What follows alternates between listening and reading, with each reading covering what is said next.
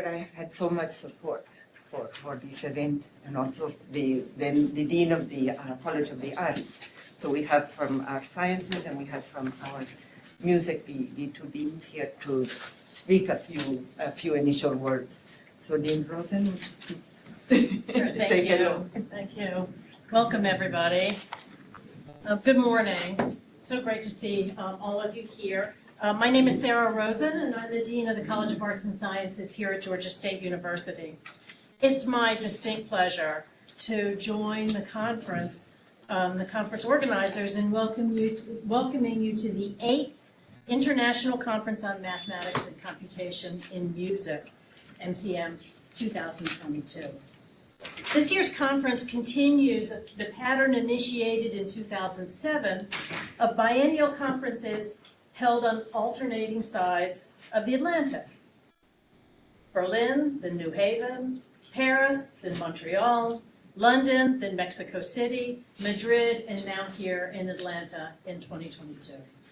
As MCM is the flagship conference for the Society for Mathematics and Computation in Music, we're honored that Georgia State will be part of the platform for an exchange of ideas among researchers from around the world who combine mathematics, computation, and performance. This year we have over 60 participants from 11 countries across North and South America, Europe, and Asia, including the United States, obviously, Mexico, Colombia, Peru, France, Germany, Spain, Italy, Finland, Switzerland, and Japan. The history of mathematics and music together reflects much of the human experience in science and art and stretches back more than 2.5 millennia. But zooming into the future, into the present, Georgia State has thriving programs in both mathematics and music that continue this tradition. The two disciplines interact synergistically at Georgia State. Our Department of Mathematics and Statistics is one of the few math departments in the world that offers the possibility to pursue research in education and education in mathematical music theory. Faculty in the Department of Math and Stats and the School of Music have co-authored publications and presented talks that advance our understanding of the relation between mathematics, informatics, artificial intelligence, human cognition, and music, and include papers in the Journal of Mathematics and Music, the official publication of SMCM. Our mathematics and music faculty worked together to create an interdisciplinary course offered in both mathematics and music students at Georgia State. We also have a unique math-music workshop that culminates in the special lecture concerts where students perform compositions created with mathematical techniques, while student composers and mathematicians give an academic lecture to explain the content.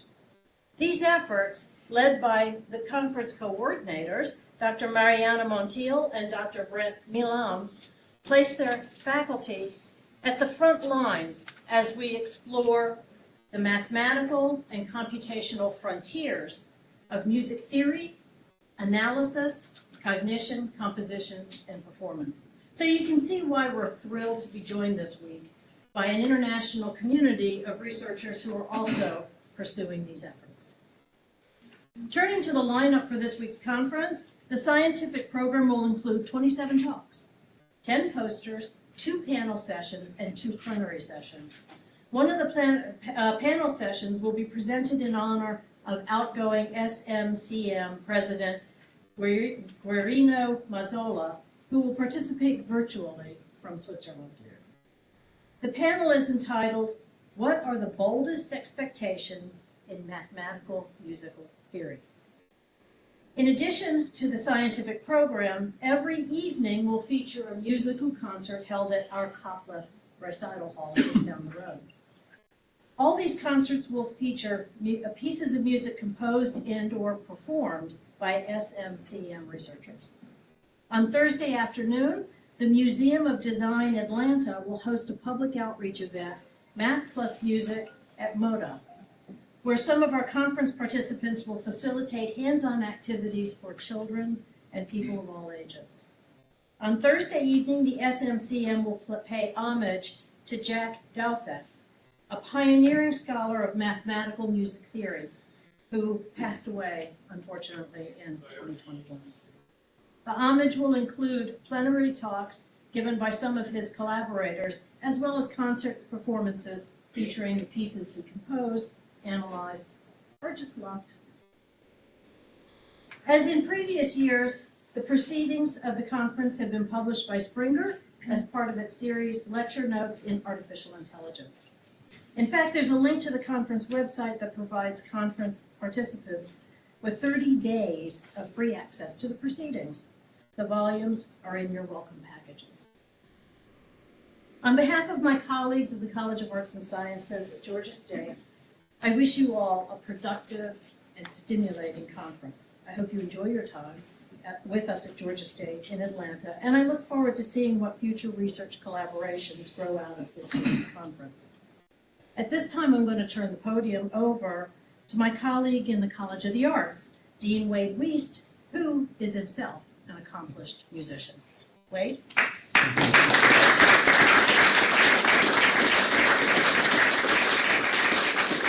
Thank you, Sarah. On behalf of the College of the Arts, I extend a warm Panther welcome to all of you. Panther is our mascot. At Georgia State, we take great pride in our emphasis in interdisciplinary research. And so as Dean, I'm always excited to support research and creative activity that crosses traditional college and school boundaries. It's especially meaningful for me as a musician when I can support faculty such as Britt Milan from the School of Music in organizing an interdisciplinary conference such as this. As you all know, when we study those interesting intersections between the STEM disciplines and the arts, we're truly turning STEM into STEAM. So I hope you enjoy your time together and perhaps get some time to enjoy this great city. Thanks for your participation in this important meeting, and special thanks to Brent and Mariana for their hard work. Have a good time this week. Thanks a lot.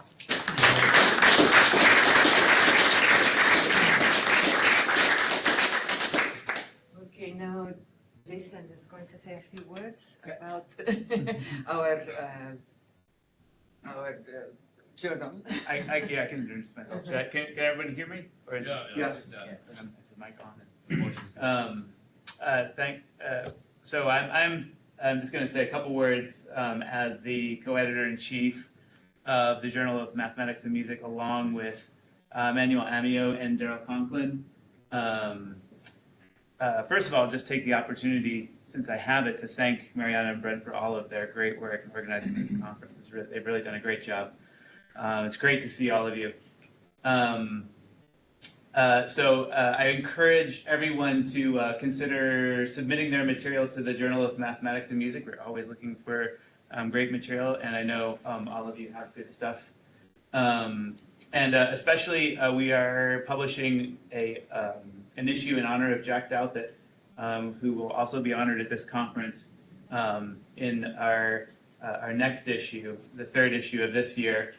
So I encourage all of you to, if you have, not necessarily research papers, but if you have that, yes, but also if you have just statements about Jack that you want to put in that issue, we're including personal statements also. So if you haven't started thinking about that, please do, and I hope we get a lot of great comments from everyone to publish in that issue.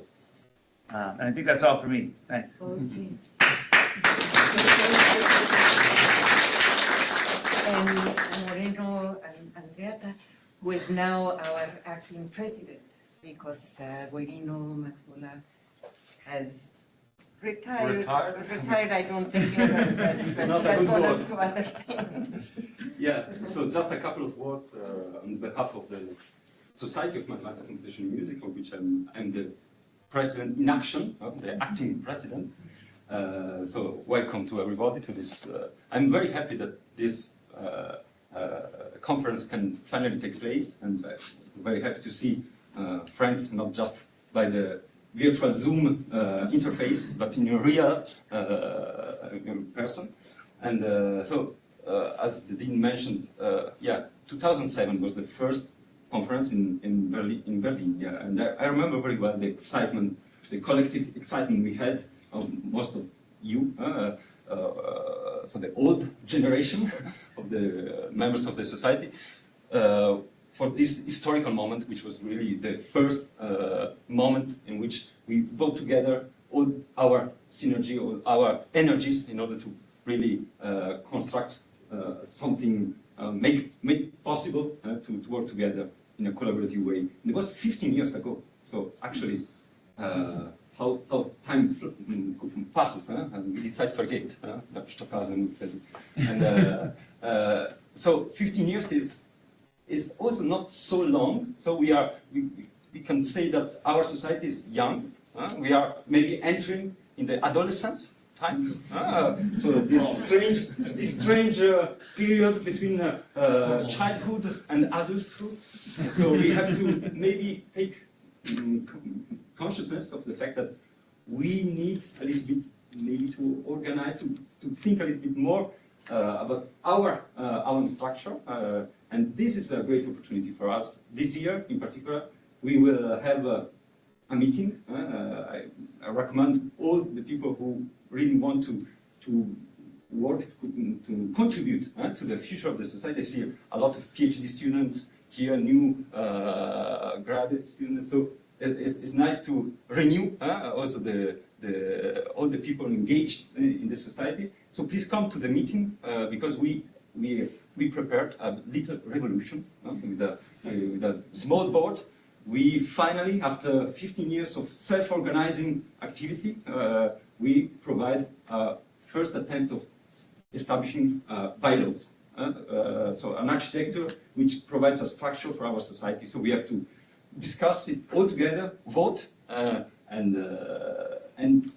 provide maybe a new direction in the future. So please, tomorrow, you are welcome to join and to contribute. So again, many thanks to the organizer, and congratulations also for all the people involved in the proceedings, because it's really nice to come to the conference and see and have this heavy book with us.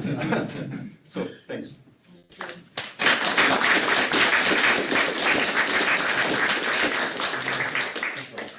Yes, well, I do not have too much to say, just I am so happy to see everybody here, and I know there are more people that are on their way, and I cannot even believe that it really has materialized, and we're here face to face.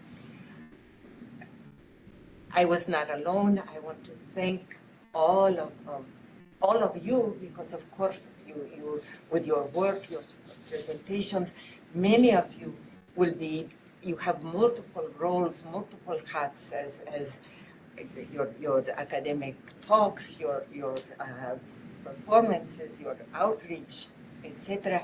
So I cannot mention everybody. In particular, I'm going to mention Brent, for example, who did all the arrangements to be able to have our afternoons in the Florence Coble Recital Hall, which is as beautiful as here, the event center.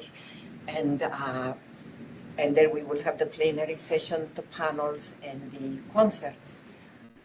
Paco, of course, who once again put together in record lightning time the proceedings to be able to comply with all that Springer wanted, to be able to have them ready for the conference. Jeremy, the outreach day, that it is something to show that we had mentioned at the last conference in Madrid. It seems like in another life, but we did mention it is important to do outreach, but so many things often are mentioned and not brought to fruition. And in this case, Jeremy said, no, well, we should do something like that. And how he looked for museums and for people that could have the idea and that could be excited about this idea that researchers also, as many of us are in academia, we find ourselves also having to teach, and we have created somehow that link between what we research and also how to bring it to maybe a public not so versed. And so there are magnificent activities, and it's going to be an interesting day. We have a lot of community participation as well. So Emilio was the webmaster, right? Without Emilio, no website, and so we were able to communicate because of Emilio. Anytime anybody would say to me, no, this, that, immediately changes, and so that also it would have been impossible without Emilio. And then Octavio, of course, who is not here, and he did not come. But his expertise, as always, in terms of the review process, etc. And he will be present virtually, giving a talk, and then he's going to play Jack Duthe's preludes for guitar, and we will see his performance. He recorded it. So I thank all of you. As I said, all of you. I could go individually. Rick Cohn also for his interest in making the homage to something very, very very special, as you will see. And as I said, I could go on and on, but let us begin the conference, and you will all see how much everybody is an important part of this endeavor, which is unique, but which is very satisfactory. So let us begin the conference. I guess I say it is in English. So we will begin. And thank you so much for coming, Dean Rose and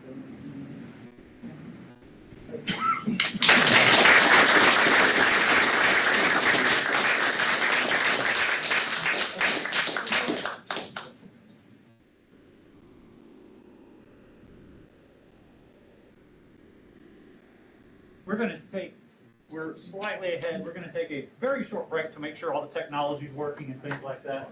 Get on our way here.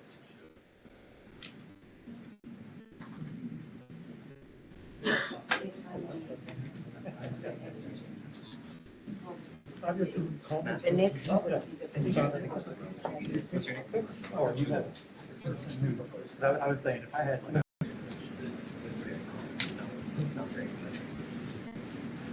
Okay. Hi, it's great to see you all. I haven't seen you since Spain in one way or another. I'm Brent Milam. I'm faculty in the School of Music here.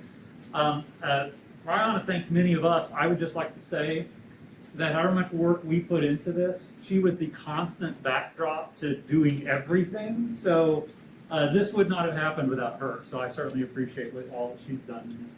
All right, it's interesting for me to be introducing Dr. Richard Cohn of Yale University because you all know him. You might not know me at all. So, but you know, he's the one you've come to see, so I'll yield the floor to him.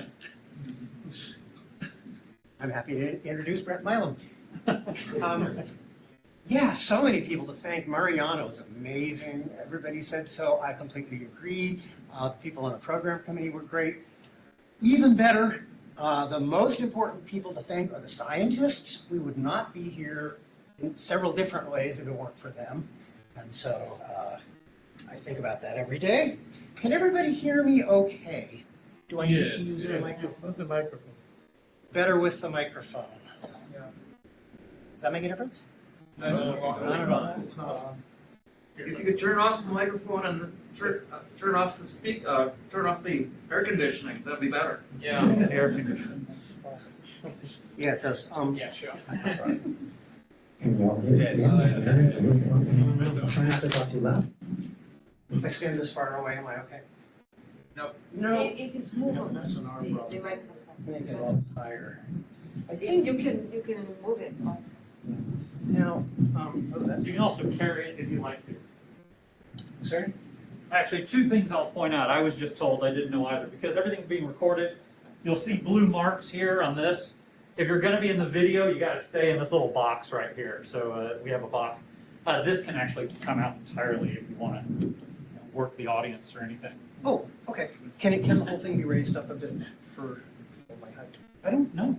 So let's find out. Seems like that looks something. You would think it would, wouldn't you? There you go. Well, it's at its height. Okay. It can be put down if you'd like it shorter. I'm glad I'm not 8 inches taller. Okay. Just to, I think I was supposed to start at 9:35, right? So I actually have extra 2 minutes. And my part goes until 10:05, is that right? And so I should plan to finish it. 5 up, okay. To help you out, sorry to interrupt, but to help you out, anyone who's speaking, to keep us on schedule, about 3 minutes to the end of your talk, I'll stand up over here. Good. That'll be an indication. Okay, wave around if I don't see you. Okay, so set theory, if you learn music theory, you probably don't learn the set theory applies to it right off the bat, but maybe during your second year of study. Certainly if you go to graduate school in music theory, you might even take a course called Set Theory in Music, and probably what you'd be studying there is atonal pitch class theory, which became the central paradigm, or arguably in about 50 years ago, 1960s and 70s. In 70s, well, more in the 1980s, it began to be applied to rhythm. Atonal pitch class theory, the technology was transferred onto rhythm, but rhythm of a certain kind, cyclic rhythmic patterns. And so I'm going to make a distinction between minimal meter, which has only 2 pulses, the smallest number of pulses you can have in order to have a meter, and deep meter, which has more than 2 pulses. Beat class theory is very good for minimal meters. For example, if you have 16 units in the cycle, you track the units, that's the fast pulse, and then you track the point of orientation or the downbeat, that's the slow pulse. But there's a large gap between them, and in many cultures there is a sense of pulses of intermediate speed. And so once you get those pulses into the mix, you've got a deep meter, as I'm using the term. Yeston laid the groundwork for the study of deep meter using set theory with a very simple observation. He said when you have a minimal meter, that is 2 pulses, they are not a meter until the slowest pulse is included in the fastest pulse. That is to say, all of the beats or time points of the slowest pulse are also the time points of the fastest pulse. And since we all know that inclusion is transitive, we know that it easily then expands into recursive network of pulses. Lerdahl and Jackendorf in the early 80s laid the groundwork in at least 3 different ways, probably more, but I'll identify 3. They identified the elements of musical meter as time points rather than time spans. You can build a theory of meter using either one. There are some reasons I favor time points, but I wouldn't argue about it too hard, but that's what I'll be using in my own model today. Most importantly, they stressed that meter was something that is in our mind rather than out there in the world. It is not a res extensa, it is a res quotans. And they laid out this nice little representation of multiple pulses, deep meters, all in inclusion relation as a dot array. So my level of musical meter has 4 different levels. My model has 4 different levels. Time points as the elemental or atomistic elements, which are included in pulses, otherwise sometimes known as beats or pulse streams, which are included in meters, which are included in what I call metric relations between meters. Now, a recent article by Jason Yost and Alexander Popov also used the term metric relations, and they used it in a different way to refer to relations internal to a single meter. I'm going to use the same term to talk about relations between distinct meters. So, starting with time point. Time point is essentially a temporal address, and that's all it is. It has no other properties. Most importantly, a time point has no duration. It has duration, it's a time span. I'm going to use the term real to talk about time points that are generated or that come to our consciousness that are selected for our attention by the onset of a musical event. We say that the time point, the musical event marks the time point. The time point is distinct from the musical event, right? The time point is something marking in our minds. A quote I like from Graham Boone, so the time point is not a mark in any concrete physical sense, but only in the sense of a trace, index, or projection in relation to musical activity. There are time points that are not marked by onsets. I'm going to use the term virtual. That's Chris Hasty's term for it. So if I go da da da da da da da, you're continuing da da da da da. Even when through my longs, you're continuing the pulse of the shorts, even though I'm not marking those time points. Okay, second level, time points aggregate to form pulses. So a pulse is a set of time points, t. And there's a condition on them, which is that all of the adjacent time points in the ordered set are the same duration apart. So that is to say, the duration from T2 back to T1 is the same as from T3 to T2, and so forth. This is known as the isochrony condition. The isochrony condition applies to time points, which is to say that things are isochronous, not necessarily in the physical world of musical sound. Sometimes they are, as in a drum beat, but not always, right? We can have pulses in our mind which are isochronous, but not every time point is marked by an onset. We evaluate a pulse by its period, which is just the interval between any two adjacent time points. And we can represent that period in a number of ways. Musicians would normally use a durational symbol, especially for notated music, the quarter note pulse. We could notate it as an aggregation or counting of some unit pulse, so 4/16, that has some advantages, so we can compare the numbers directly. Perceptual experimenters, people in music perception, like to use milliseconds, 250 milliseconds. And neuroscientists like to use hertz, which are inverse milliseconds.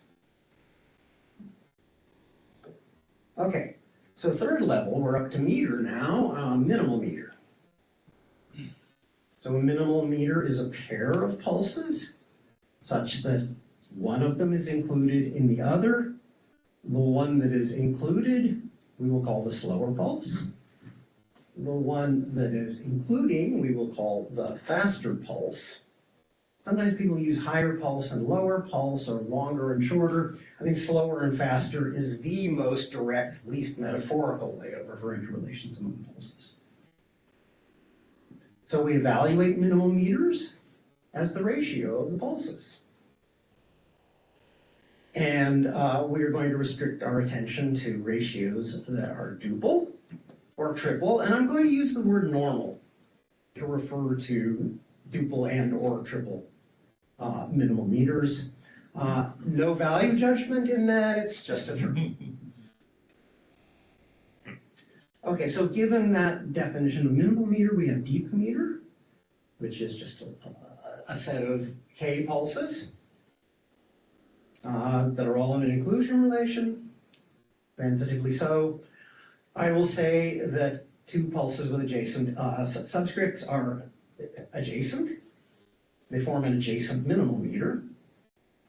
And now and this is the important point that I'm sort of getting to, how to classify deep meters, okay? So we would ask, for example, what is the meter of this piece that I'm listening to, right? It's probably deep. What kind of meter is it? And the way that I'm going to suggest it, and if you know any of my work back to the early 90s, this is consistent with the way that I've been classifying meters. A deep meter is classified as a multiset of adjacent minimal meters. Okay?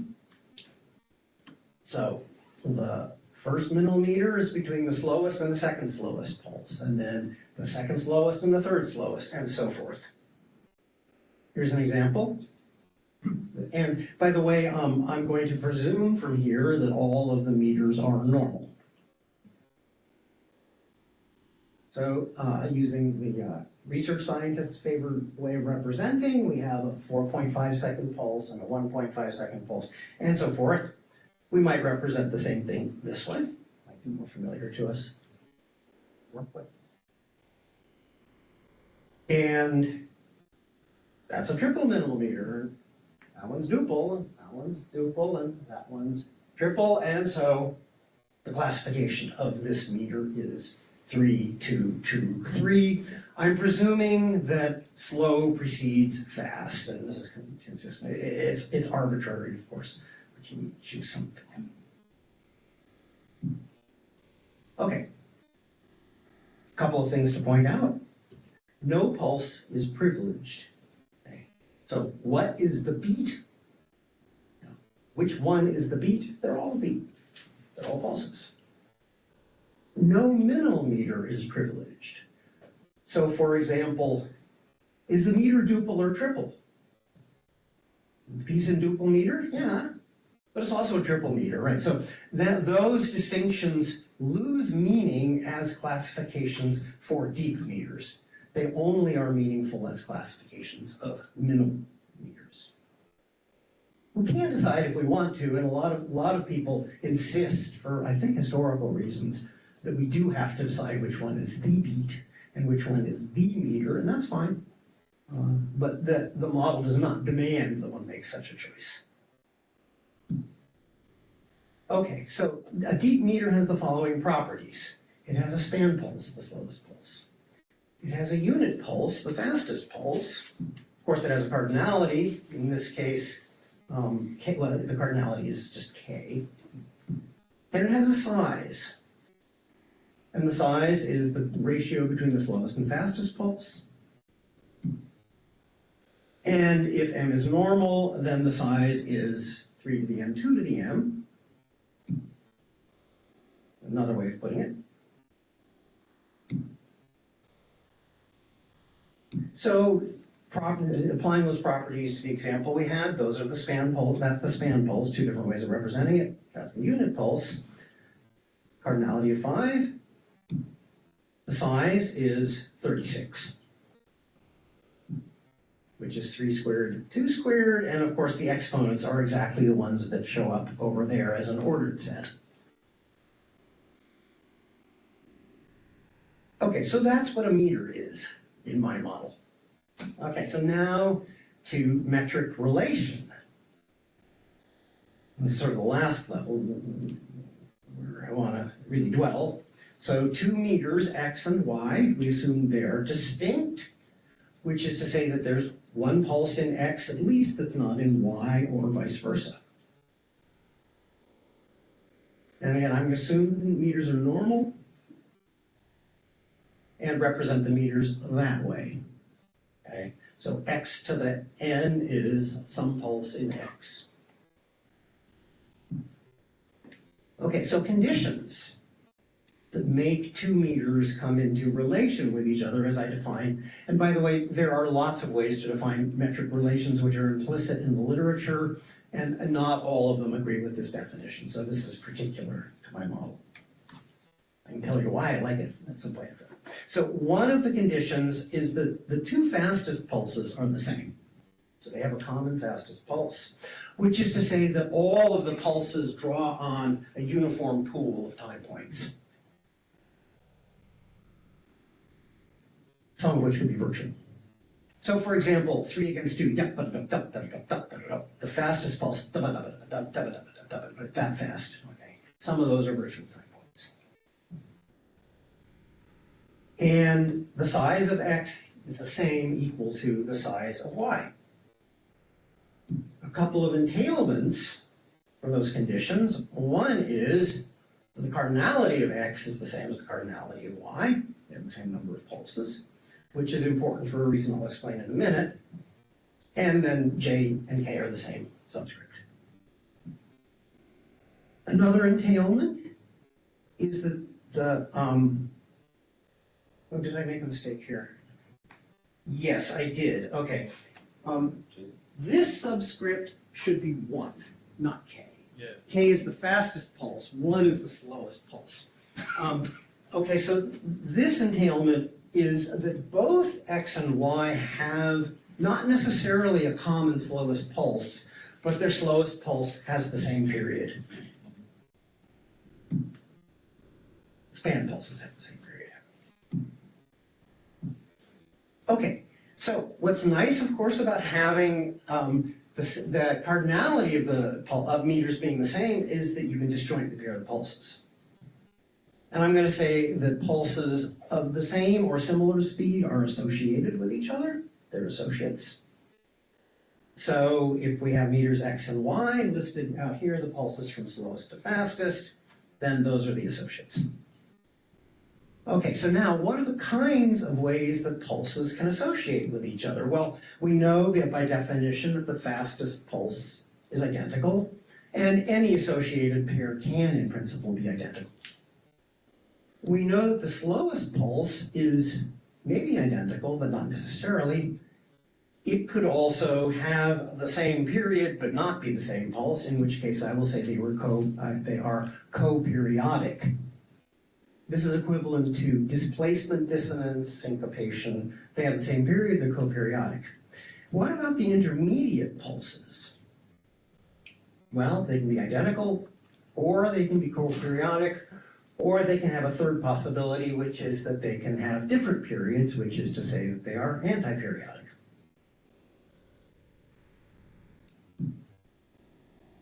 The distinction between co-periodic and antiperiodic is very old. You can find it in a treatise by John Tewksbury, another guy who was writing music theory in the middle of the pandemic, 1351, the Black Plague, the Englishman. Distinguished between syncope and train, I guess. Co-periodic, those are all the terms that one runs into, and there are probably a few more. We say there's shadow meters, antiphase. Some of the terms we run into to refer to antiperiodic metric relations.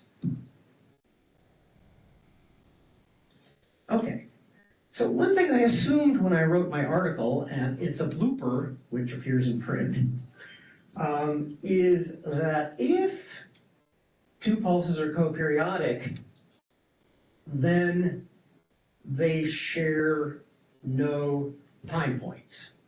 And that in fact is true, but here's the blooper. I assumed that the entailment went the other way and it doesn't, okay?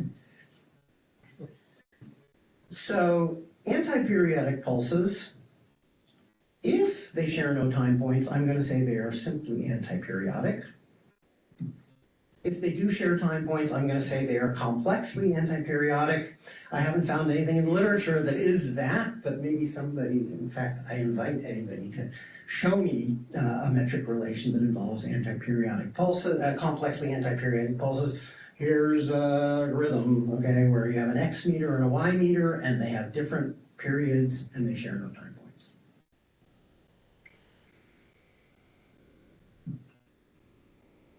Okay. Kinds of metric relations, and this is sort of climbing up to the top of the hill here that I'm building. So we can say that 2 meters are identical, which means they're not 2 meters at all, they're a single meter. So every associate pair of pulses is identical. And I'll represent it that way. I'm going to use the green stripe to say here's the beginning, and the red stripe to say here's the end. And the little whirly gate to say there's any number of identical pulse pairs from fastest to slowest. They can be co-periodic, which means it begins with the fastest pulse being identical. That's part of the definition of relation. And then at a certain point, the pulses start being co-periodic, and all of the slower pulse pairs must, that's not quite true. In the normal case, the pulse pairs will be co-periodic. So we have a run of identities at the fastest level and a run of co-periodicities at the slowest.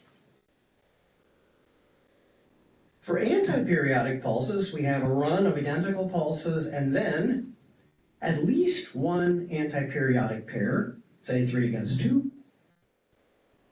and then another run of identical pulses. This is what I call a simple hemiola, right? 3 against 2, 5 against 4, whatever you like. If, however, there are multiple levels of antiperiodic pulses, we have a complex hemiola, 4 against 3, 9 against 4, and so forth. Hybrids. There are 2 types of hybrids, it turns out. My model, anyway. We have a run of identical pulses, and then an antiperiodic pair, and then all of the slower pulses from the antiperiodic pair are coperiodic. And then type 2, we have a set of coperiodic pulses, and then again, moving from fastest to slowest, we have some complex antiperiodic pulses. Okay. And then finishing with coperiodic pulses. A bit abstract. Here's the flow chart of possibilities, just to sort of summarize. If we have 2 meters which are non-identical, they can either be in coperiodic relation, in antiperiodic relation, grouping distance if you like. They can be a simple hybrid. It's the kind that Jason and Alexandre talked about in the recent article. And I don't think they, maybe Jason will tell me I'm wrong.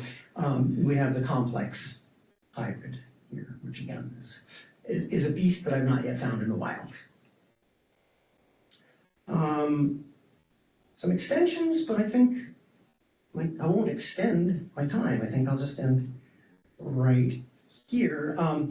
I should say that just to conclude that this, I'm writing a book, Analytical Model of Musical Meter. It's completely drafted. Maybe you'll see it someday. Maybe it'll be out in the world. You know, like the second kind of hybrid, it will actually exist. And this is, it's not a mathematical presentation, but this is a development of something that I developed more informally in that book. Okay, I'd love to have questions, comments.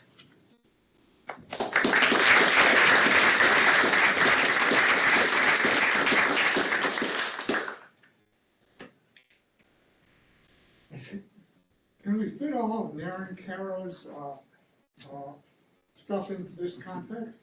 I don't think so, because there's no common fastest pulse in the Nancaro pieces that I know. If he has a common fastest pulse, I will guess yes.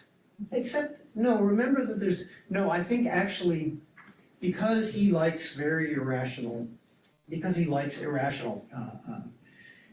relations, even if you had a common fastest pulse, I think it would be hard to get a set of slowest pulses that fit my constraint. That's my guess. Or maybe the common fastest pulse is so quick that we don't really hear it. I still call that a pulse. I put no constraints on audibility Okay. on pulses. I think there are lots of good reasons to consider pulses that are not readily audible, just as like there are lots of reasons to use the number 0, even though it's imperceivable. Right. I think Jay was the other hand, or I saw another hand over. Yeah, Jay. Yeah, just a quick technical question. I'm sorry. Maybe Oh, you're not Jay though. You look like Jay with your mask on. Sorry. Yeah, whatever. You used the word multi-set in connection with meter. I'm sorry. Is that ordered or unordered? Oh, it's ordered. It's ordered. Okay. It's an ordered multi-set. So essentially, yeah, it matters. So we're going to say, for example, in this meter that the slowest minimal meter is triple, say 3-bar hypermeasure. And then the next slowest is duple, and so forth. And obviously, if you switch the order of those, you have a different meter. Jason. I won't give you an example of your complex hybrid meter right now, but I do have a couple other questions. I'll start with the easy, but I think it's probably the easy one, which is your model here requires a common fastest, common slowest pulse. There's many cases when you'd want to talk about metric relations in which those would be in some way completely imaginary, like the common slowest pulse would maybe span larger than the piece, or the common fastest pulse would be an unperformable, unhearable duration. Are you imagining that you would include those, or is that just, are those examples just not covered? I could see that it would be very useful to include those. Yeah. You take the end of the piece and say that the pulse extends spectrally with nothing but virtual time points for the next minute and a half. I'm thinking about kind of like Scott Murphy's examples, which are not esoteric examples, but because they're changing tempo, you know, in the middle of a piece, if you were to find the common fastest pulse, it would be something, right? But you still have some kind of common periodicity in the middle. So. Yeah, I mean, I think the model is open to that, and I have no problem with, you know, with making such positings if they help you understand things about music you couldn't understand otherwise, yeah. Do you see any reason why it couldn't be extended in that way? Only, it just in application, then you would have something in your model that is not just not really in the piece, but like couldn't even hypothetically be in the piece. So I don't know if it's a problem. That's why I asked the question. You know, yeah. Did you have a second question you want to ask? I did, and if nobody else has one, I'll go with it. Which is, so this kind of model requires precise time points, which in reality are fictitious things, and in fact, in a lot of the music, I imagine you imagine applying this to like Brahms, that they're highly fictitious, right? There's a lot of change of tempo and rubato within these pieces. So I wonder if you think that how you think about that issue. And I also imagine something like this, right? So here's maybe a way that can be problematic. In a lot of Afro-Cuban music, you have a flexibility between duple and triple divisions of the same fast pulse, and such that musicians can be in kind of somewhere in the middle of those two.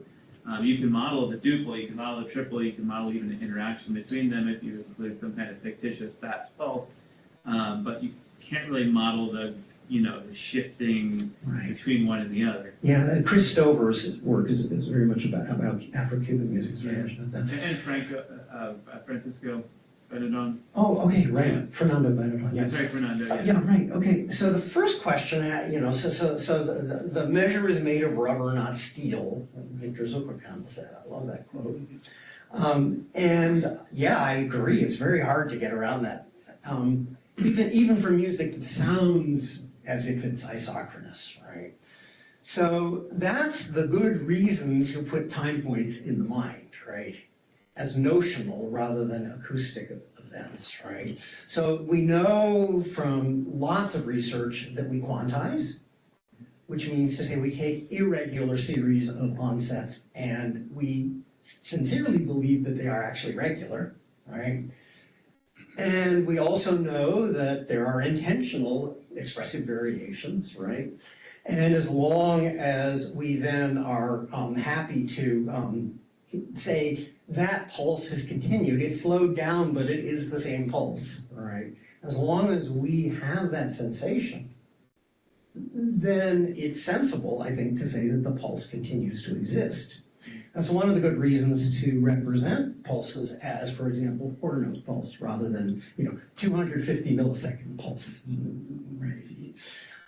As to your second question, which has to do with the Afro-Cuban problem, yeah, although it's actually a quite ubiquitous problem, as you suggested, that's kind of a prototype, is that my presumption, which may be wrong, is that in those situations that are ambiguous, say between a 12 cycle and a 16 cycle, are we hearing the fastest pulse as triply or quadruply dividing the beat, right? My presumption is that one hears it one way or one hears it the other. And to the extent that one hears it one way, that fits my model of meter. To the extent that one hears it both ways at once, one is hearing two different meters that are in relation to each other, and so I've modeled the relation between those two meters. And that's obviously a really conflicted point. Justin London says no such thing as polymeter. I think there are good reasons to push back against that. But in any case, I think my model can go either way with that question. Habib? We can have one more question. Oh yeah, one more question. I was just wondering. I guess with respect, I won't attempt to attack the open question. But if we could maybe return to the slide that had your constructed example of the complex. Yeah, sure. Let me see. Here we go. Anti-periodic. That one. Right. So I guess.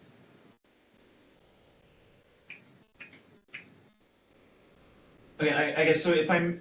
I guess when I first saw this, my immediate thought was that, and I haven't, of course, given enough thought to think about, what are other potential complex anti-periodic meters in your framework.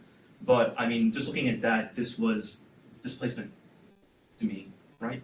So I was wondering, what is the relationship between perhaps the grouping in displacement dissonances or displacements along with the complex anti-periodic meters, and then I guess I just wanted some clarification on what your position on calling them displacement and grouping dissonances are. Right.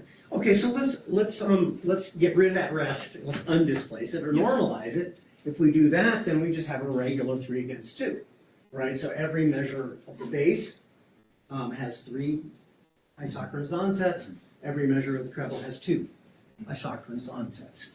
Okay, so we can say that it begins as an anti-periodic relation, and then it is abnormalized by shoving, displacing one of them. By the way, I stay away from the terms grouping and displacement for reason that if you look at my article, I've got an extended footnote on that.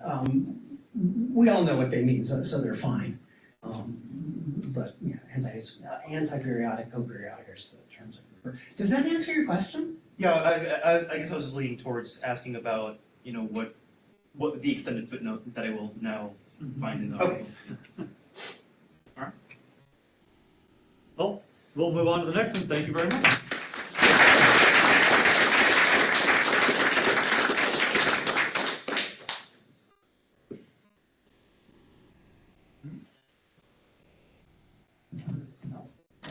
All right, our next speaker is Franck Jedrzejewski, who could not join us. So he sent a video. So we actually have a video of his talk that we will play here. Right on time.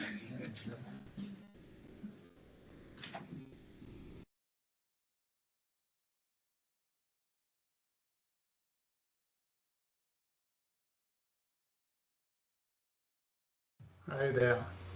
First of all, I would like to thank the organizers of this conference and their efficiency in implementing it.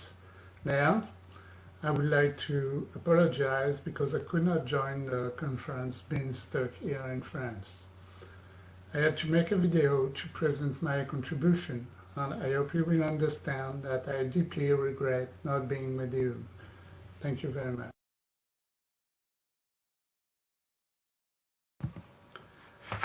So the title of my talk is New Insights on Diatonicity and Majorness.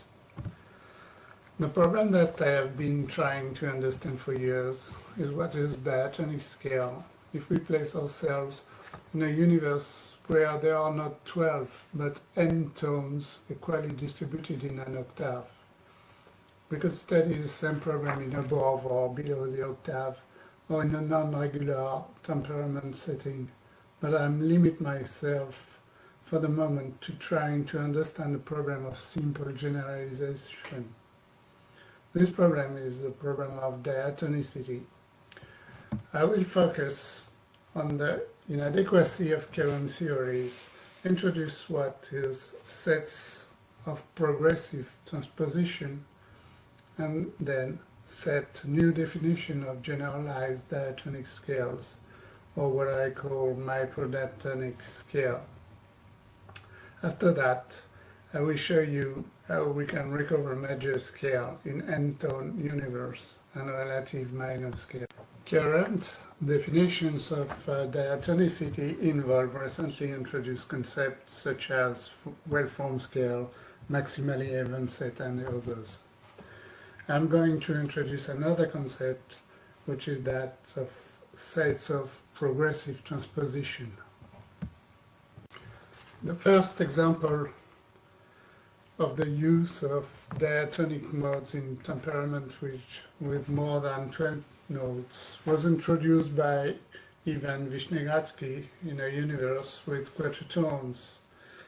In the preface of his 24 prelude, opus 22, he defines what he called diatonicity chromatism, which is precisely, which he had not noticed, a generalization of the notion of diatonic scale. Composed in 1934, let's listen to one of his preludes and his neo-romantic inspiration.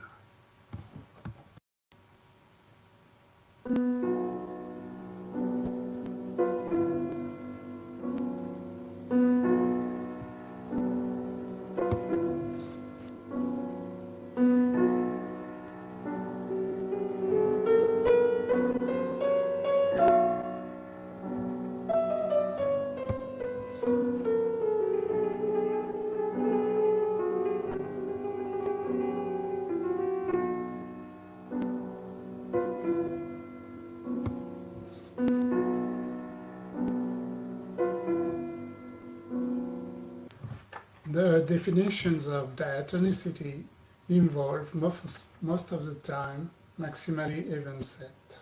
However, a theorem tells us that all this can function wonderfully as a generalization of diatonic scale with k notes, provided that n is equal to 2 times k minus 1 and multiple of 4.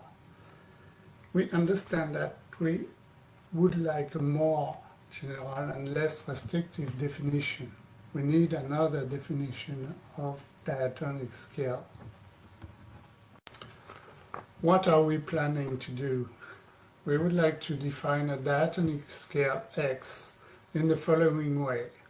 It is a scale generated by a multiple m of k notes, which is a set of progressive transposition.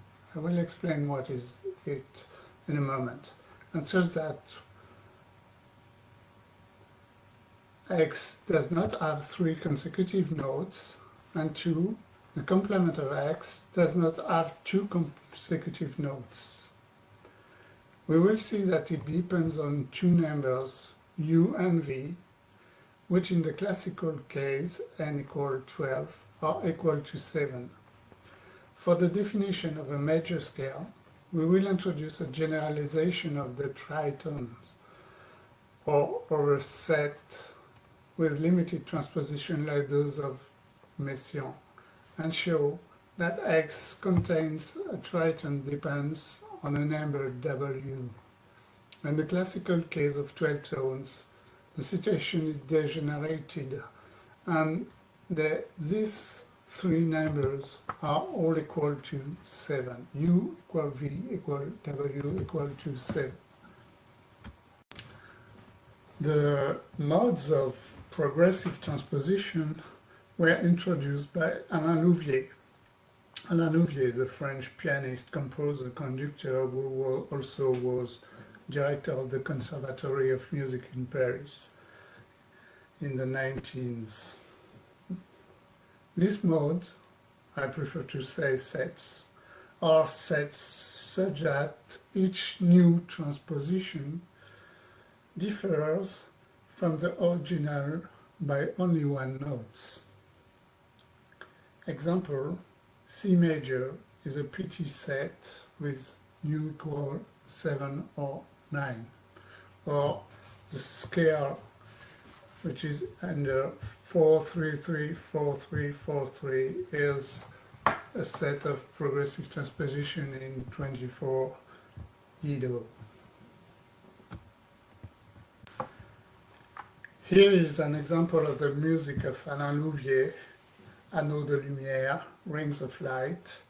Is a work written for two pianos, tuned a quarter tone apart, and played by a single pianist, which he created in 1983.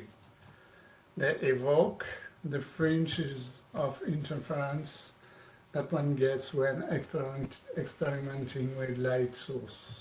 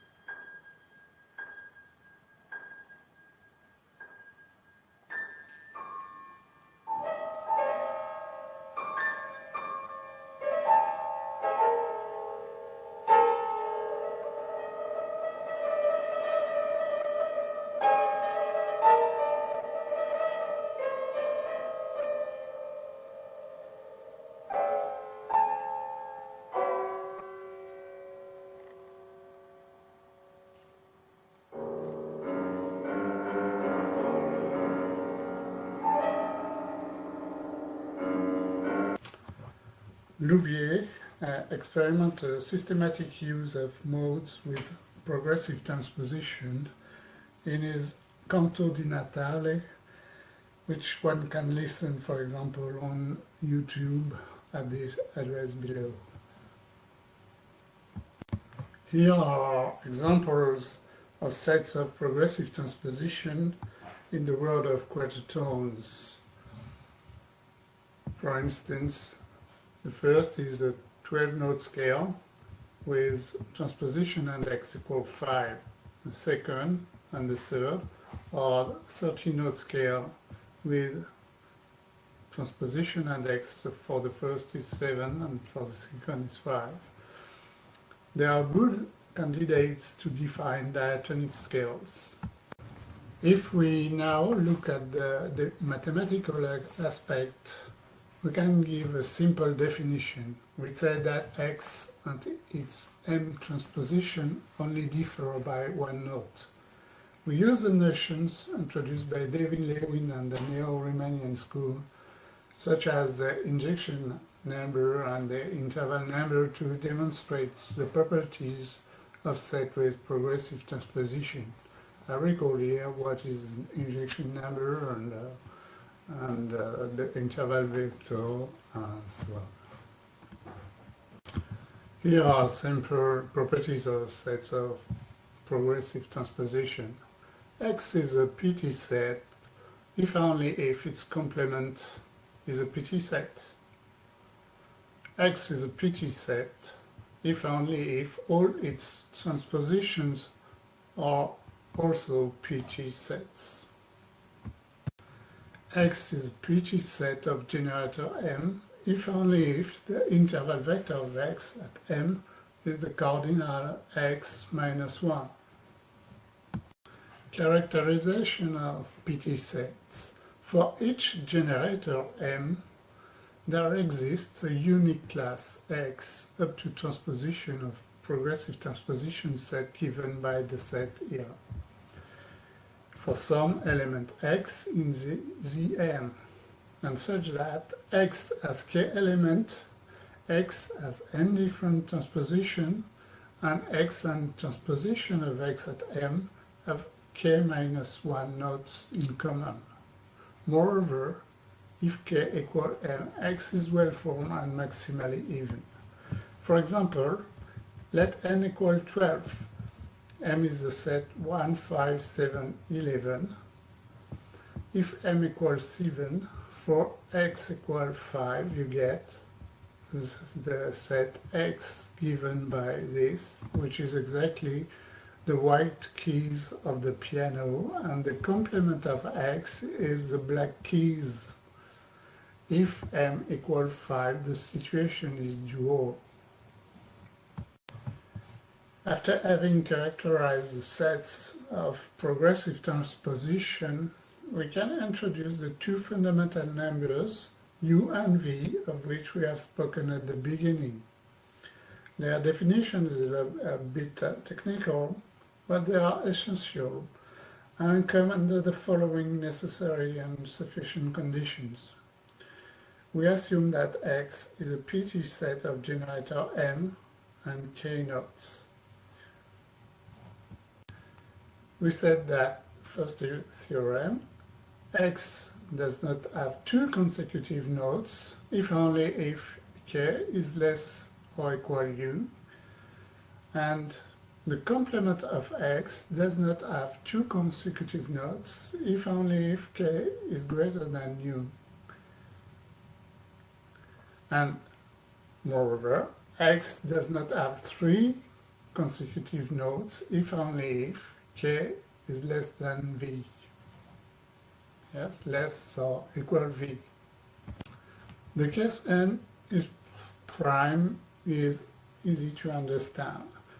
It's easy to show that if X is this set, it has three consecutive nodes. And if X is this set, it does not have three consecutive nodes. So we can define, in this case, the diatonic scale for generator M. So the diatonic for generator set is this set J times n plus 3 divided by 2. For j equals 0 to n plus 1 divided by 2.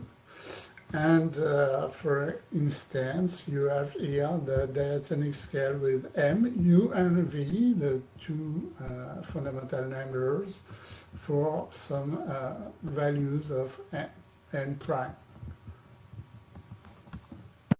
Now,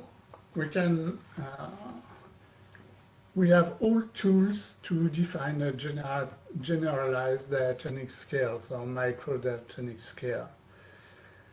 There can be several diatonic scales depending on the values of M. If we want to define a unique diatonic scale, the best or the optimal diatonic scale, we will take the scale which has the smallest value of M. So the definition of the generalized diatonic scale is as follows. X is a diatonic scale of generator M if X has k element and different transposition, X and TMX have n-1 nodes in common, that is X is a PT set. X does not have three consecutive nodes, and the complement of X does not have two consecutive nodes. That is to say that the white keys have not three consecutive nodes, and the black keys have no two sharps side by side. So the diatonic scales, the definitions depend on M. So if you want an optimal diatonic scale independent of M, you can take the smallest generator M such that 2M is greater than n plus 1. This is the condition which excludes the dual chaos. So now, combining the previous results, we obtain the following result, which explicitly gives the expression of the diatonic scales according to M. So X is a microdiatonic scale of K element and generator M, if only if X is a PT scale, given by the set here, which is a set of all transposed values for some element X, small x, and U is less than K and less than V. So for example, if we take n equal 18, M could be one of the following, 5, 7, 11, 13. If M equal 11, the 10 first multiples, 0, 11, 2, 13, 4, etc. form a set whose complement has two consecutive nodes. And if M equals 13, the 11th first multiple form a set which is exactly the diatonic scale for n equal 18. Another example is for n equal 20. The value of m, possible value of m are 3, 7, 9, 11, 13, 17. If m equal 11, the 11 first multiple from a set which has no 3 consecutive notes, and this complement has no 2 consecutive notes, which is the diatonic scale in the case of m equal 11. And if m equal 17, the first 13 elements form a m microdiatonic scale with verified properties 2 and 3 of the microdiatonic scale, but only the value for m equal 11 verify the condition of m, the smallest integer, such that 2m is greater than n plus 1. So here is a list of the optimal macrodiatonic scale for different values from 12 to 36, and the different value of m, u, and v, which are computed according to the formula given above. Now let's look at what generalized major scale might be. First of all, we introduce Messiaen's sets of limited transposition. So here is the classical definition of the sets of limited transposition. For example, if n equal 12, the set 0, 6, which is a triton, is a set of limited transposition, but the set L4, 0, 4, 8, and L3, 0, 3, 6, 9 are also sets of limited transposition. Remark that if n is prime, there are no sets of limited transposition except the chromatic scale, and the set LD has exactly k transposition. The following theorem is the engine for modulation for k changing. So let D the set of divisor of n minus n and x be a set with n transposition. Suppose L is included in X, L is a transposition at X of Lk for some X, and D an element of big D. And let n be dk. Then L is included in exactly D sets of class X, namely the set which is here. So what I call a generalized triton is just the class set that you have here, which could be which is a set of limited transposition as Messiaen defined it. So in the classical case, n equal 12, you see that the triton 0, 6 is the generalized triton, and you can, if you take n equal 24, the quatertons universe, then 0, 12 is the tritons. But you can also have some more complicated tritons when this triton, which is the half of the sets, does not exist. So now we are able to define what is a major scale, a micro-major scale. You need to have a set of progressive transposition. X does not have 3 consecutive notes, and X contains a unique generalized triton. So now we can have the characterization of the generalized major scale. So X, which is given by this set, is a generalized major scale if only if there exists a number W such that W is less than K and less than V. So W is equal to this quantity G times Q minus 1 plus 1. Okay, so a micro-major scale does not necessarily exist. If n is prime, there is no generalized Triton and thus no major scales, although there exists a diatonic scale. For example, if n equals 12, m could be 5 or 7, and g equals 6. The Triton is a set class 0, 6. Since the parameter are u equal v equals 7, x does not have 3 consecutive nodes if only if k is less than 7, and x contains a transposition of the Triton if only if k is greater than 6. Therefore, the PT set x, which is 0, 2, 4, 5, 7, 9, 11, which are the Y keys, contains a unique Triton 5, 11, and x is a major scale if only if k equals 7.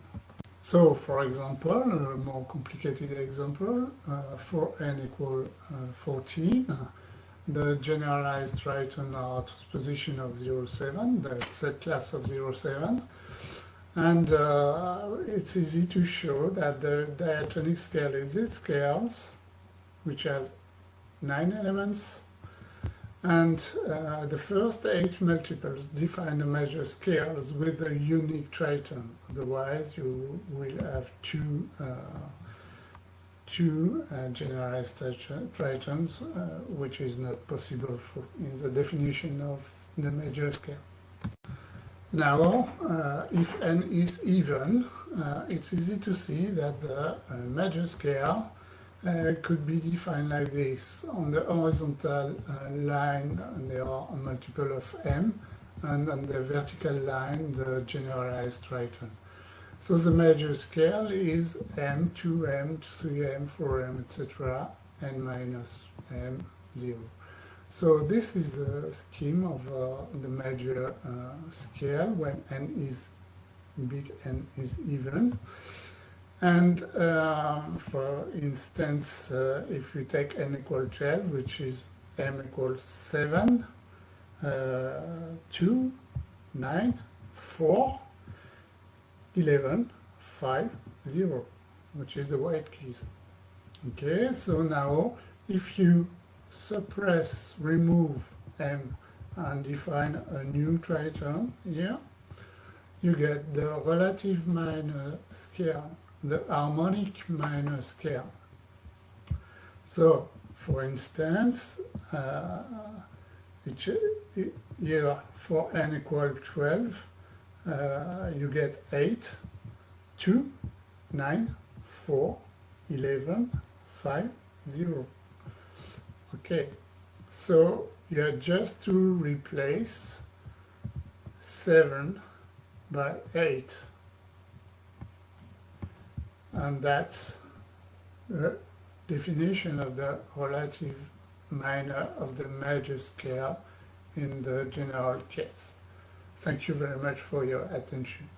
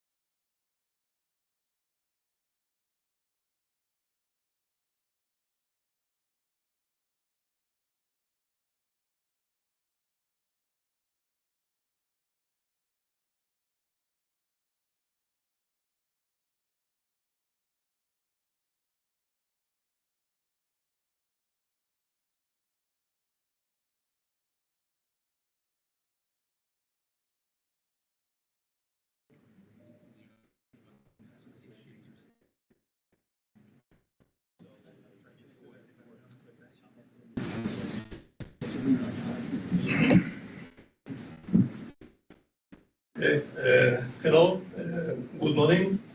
I'm going to take the laser pointer.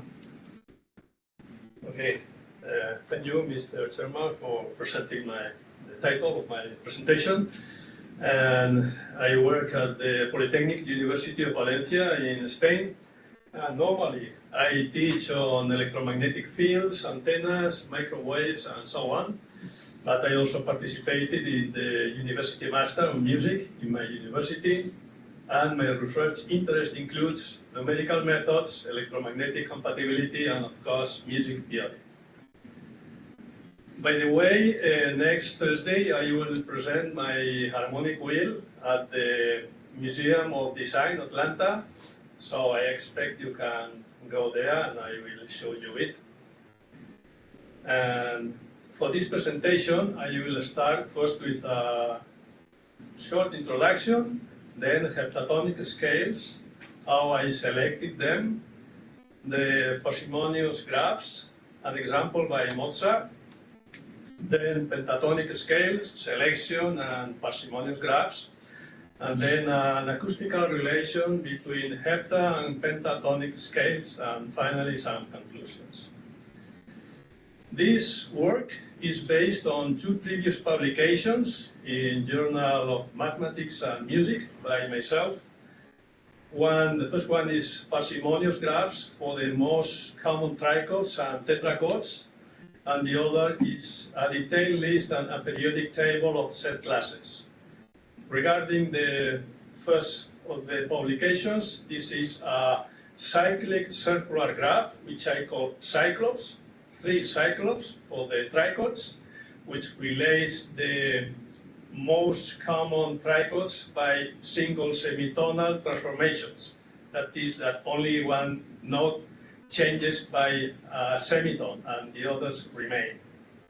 This is an example by Chopin, the prelude in E minor, the harmonies in the 3 lower voices, and this is the corresponding 4 cyclops, which is for tetrachords. The same example by Chopin, and now the full harmonies. So in this presentation, I will show the 5 cyclops and 7 cyclops. I will start with the 7 cyclops. And this is the periodic table. I don't know what happened here. Well, this is the periodic table, which contains all the set classes in 12-tone equal temperament. These are the periods. For example, 5 is the cardinality, 5 dash, and one of these big numbers are simply the 40 names. In this table, the set classes which are underlined means that they are inversionally symmetrical, and the others which are not underlined are non-inversionally symmetrical, and they are split into 2 set types. So I call set class and set types. Set types are called A and B, A type and B type. For example, here I represented the trichords using the 3 cyclops, here in the 3rd period, and these are the tetrachords I included in the 4 cyclops. Okay, now let's start with selecting the heptatonic scales. Of course, in the set of heptatonic scales, we have to include a major scale because it's a cornerstone of music and, of course, Western music. I also included, of course, the melodic and harmonic minor scales. And then to choose other heptatonic scales, I used 2 procedures. One consisting in combining 2 tetrachords, and the other procedure by combining the alter notes from the nearest keys. Let's start with tetrachords. This is the C major scale. The first 4 notes form a tetrachord whose intervallic structure in semitones is 2-2-1, and we can call that tetrachord major. And we have the same tetrachord if we just start with note G, the same intervallic structure, 2-1. If we start with note D, then the intervallic structure in semitones is 2-1-2, which we can call minor tetrachord. And the same if we start with note A, 2, 1, 2. If we start from note E, the intervallic structure will be 1, 2, 2, and we can call it Phrygian. It's the same if we start with note B. If we start with note F, we obtain the Lydian tetrachord, which has the intervallic structure 2, 2, 2. Regarding the harmonic minor or harmonic major scales, we need another tetrachord by raising note G by a semitone, so the intervallic structure will be 1, 3, 1. So we have 5 different tetrachords, so by combining 2 of them, we can obtain 25 combinations, which we can see here. In this column, we have the first tetrachords, and on the columns, the second tetrachords. So there are 25 combinations, but only 8 different scale types. This is the notation I use: major, melodic minor, harmonic major, Neapolitan major, Neapolitan minor, harmonic Lydian, double harmonic or Hungarian, and whole tone. In fact, the whole tone only appears once and is not included in this study because it is hexatonic. So this is the list of the heptatonic scales I chose for this study, their corresponding symbols, and the intervallic form. The intervallic form is exactly the intervallic structure, but we can start by any of the notes. So we can consider any of the circular sheets. But here, of course, I represent the intervallic form starting from the tonic of the scale. And this is the interval class vector, which lists the number of times each of the 6 diads is contained in any of the scale types. We can also obtain, these scissors are in fact sharps, and these strange symbols are flats. Okay, so we can mentally transform one to the others. So in this case, we start with the C major scale, and if we combine with the notes of the next keys, we change F to F sharp or C to C sharp if we are in the order of sharps, or both notes, or if we go in the order of flats, we lower B to B flat or E to E flat or both. So in those cases, we obtain different scale types, and they are exactly the same 8 types we found by the first procedure. We can represent those 8 scale types on the periodic table. Here we have them. The number 35, the major scale, of course, and number 722 is the double harmonic. The harmonic characteristics of these 8 scale types can be described by the trichord type vector and tetrachord type vector, which are generalization of the interval class vector. For example, the trichord type vector lists the number of times each trichord type is included in each scale type. They follow the same arrangement as in the periodic table. So, for example, the last digit from right to left, this last digit corresponds to augmented triad, major, minor, and diminished triad. And regarding the tetrachord type vector, it lists the number of times each tetrachord type is included in each scale type. Again, from right to left, the last digits are the diminished 7th, dominant 7th, half diminished, minor 7th. Now I represent the parsimonious graphs for these 8 scale types. I call this diagram local relationships because I only represent the scale type, not the tonic. So this diagram is valid for any tonic. the arrows with these numbers describe the type of transformation. For example, if we start with the scale C melodic minor, which is here, and we follow this arrow, that means that the first note is 4, is the perfect fourth, that is note F, and we rise by a semitone, obtaining F sharp, and that note is this triangle is major 7, is the major 7th in the new scale, which is a harmonic minor, harmonic major.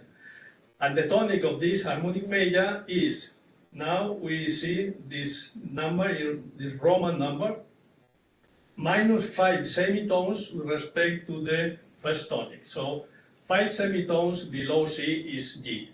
So we transform C melodic minor into G harmonic major by rising the perfect fourth by a semitone. Another example, if we go in the opposite direction of an arrow, as in this case, that means that we start with the major 7 of the starting scale, in this case C melodic minor, we start with B, the major 7, and because now we go in the opposite direction, we lower that note by a semitone, obtaining B flat, and the new tonic is 2 semitones below, because we go in the opposite direction of the arrow, so the final scale is B flat major. So that's the way these diagrams work. In this diagram, we can see that the major scale is the only one that can be self-transformed, which will give rise to the cycle of fields.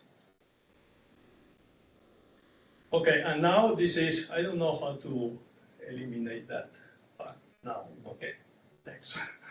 Okay, and now these are the global relationships which include all the tonics. So these scales are arranged by according to the sum classes, also called voice leading zones or simply zones. So in this position, 12 o'clock, the sum class is 0, here 1, etc.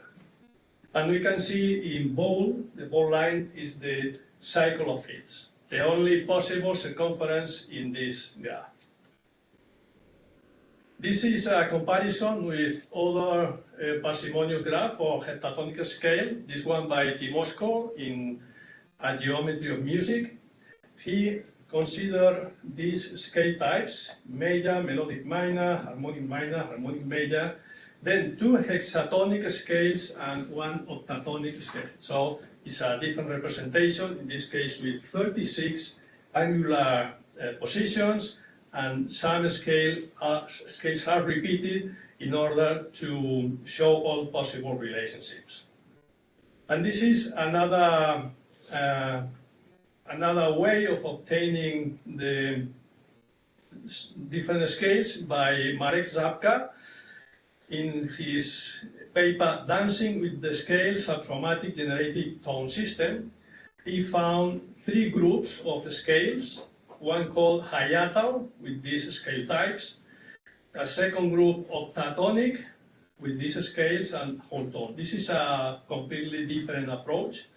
The scales in red are not included in my study. They are 731 A and B, which are sub-octatonic minor or major, and this is a whole tone scale plus 1 harmonic note.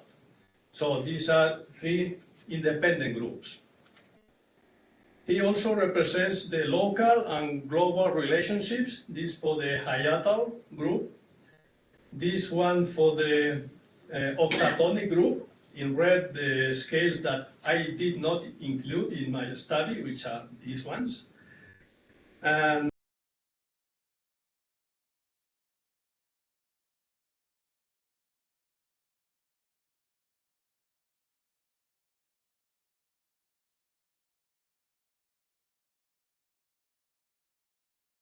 complex diagram, which the names of the scales are not included for simplicity.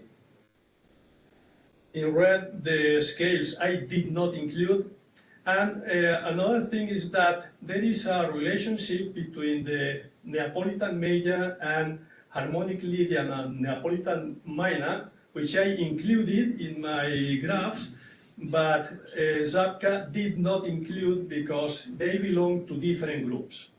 So that's the reason why he didn't include those relationships in the full diagram of the global relationships. Okay, now let's see an example, a musical example to apply of this theory by Mozart, Fantasy number 4 in C minor, K475. This is a fantasy in C minor. We can see that there is no key signature instead of 3 flats, so there's actually a fantasy. And he starts with the, well, Marek Sapka also gives the analysis of the scales in the first 25 measures, which I'm going to present. The first scale is G double harmonic, but it starts with note C, so we can see here the chord or the notes of the chord C minor, so it's the composition can be considered in C minor. Then other scales, F harmonic major, and it continues several measures. In measure 20, we find or we reach the G major scale, which could resolve to C minor, but it doesn't. It resolves to other scales whose tonic is F sharp. So F sharp, Neapolitan minor, F sharp, double harmonic, F sharp, harmonic minor. So F sharp is a tritone away from C. And the last chords in these 4 last measures are F sharp major. This is the chord in all these measures. Well, this is the representation by Zabka on the hiatal group, starting here. And a small problem is that there is one scale not included in the hiatal group. So in order to represent it, he used the complex diagram, which is the superposition of the 3 groups. So he could represent it here. In my case, fortunately, I included all the scale types in this composition, so I could represent easily all the scales. This is the first scale, D double harmonic. Although the composition is in C minor, Mozart didn't use any of these 3 scales, C melodic minor, C harmonic minor, or, well, this flat mode. This is E flat major or C natural minor. He didn't use any of these 3 scales, and he ends this excerpt with these scales, the sharp mode too, but okay, only in this slide. F sharp Neapolitan minor, F sharp double harmonic, and F sharp harmonic major. We can listen to this except the 25 first measures played by Nguyen Trieu Tuong.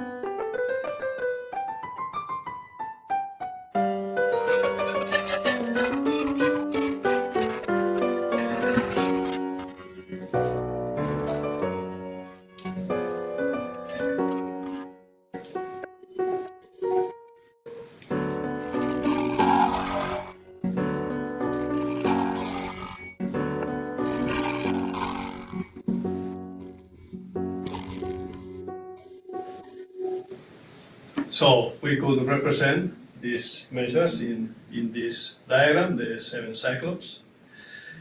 Well, here for the pentatonic scales, I had another problem with these symbols. The scissors are sharps. These are the pentatonic scales that we chose for consistency, simply the complements of the heptatonic scales I chose. This is the list of the pentatonic scales. The symbols I use, not with the scissors, but with sharps. The intervallic forms starting from the tonic and the interval class vector.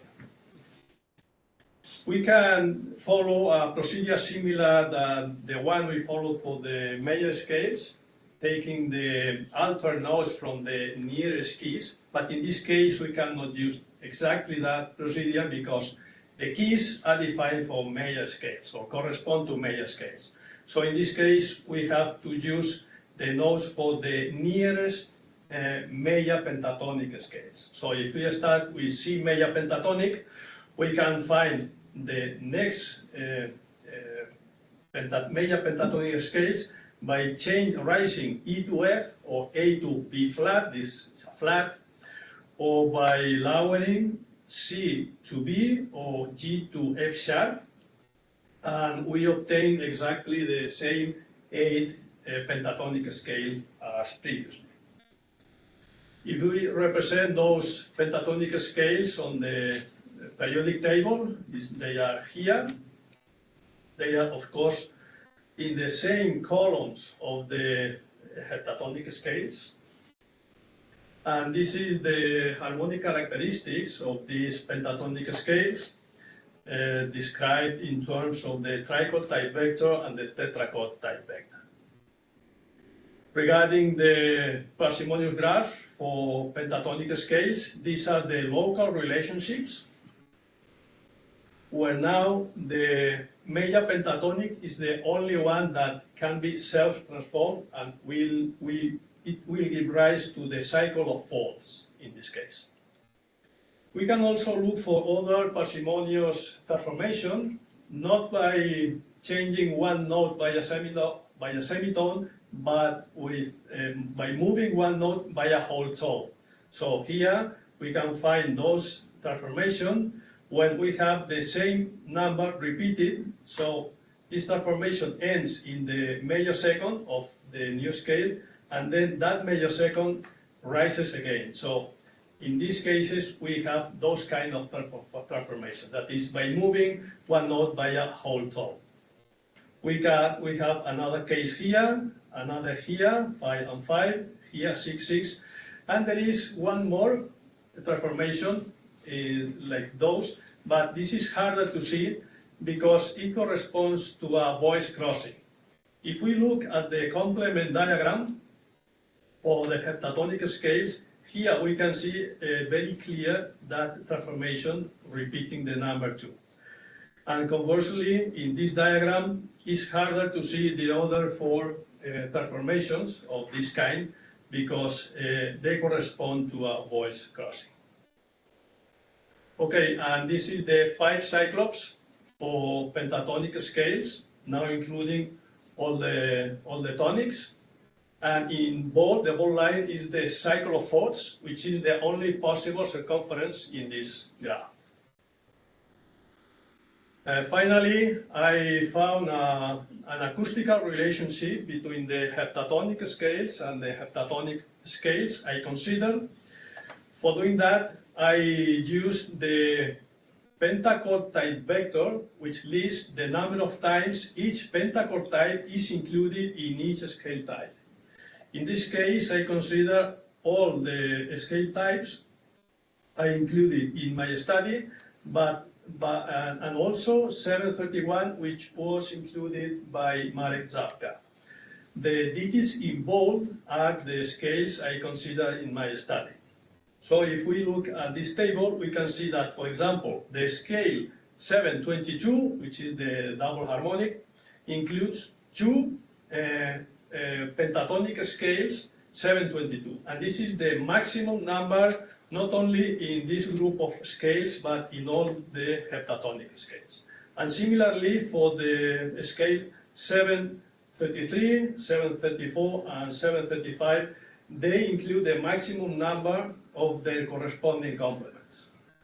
In the case of non-inversionally symmetrical scales, 730 A and B, this is the contents in the 530 A and 530 B. We have to take into account that the complements of a type A is a type B and vice versa, according to the definition I used.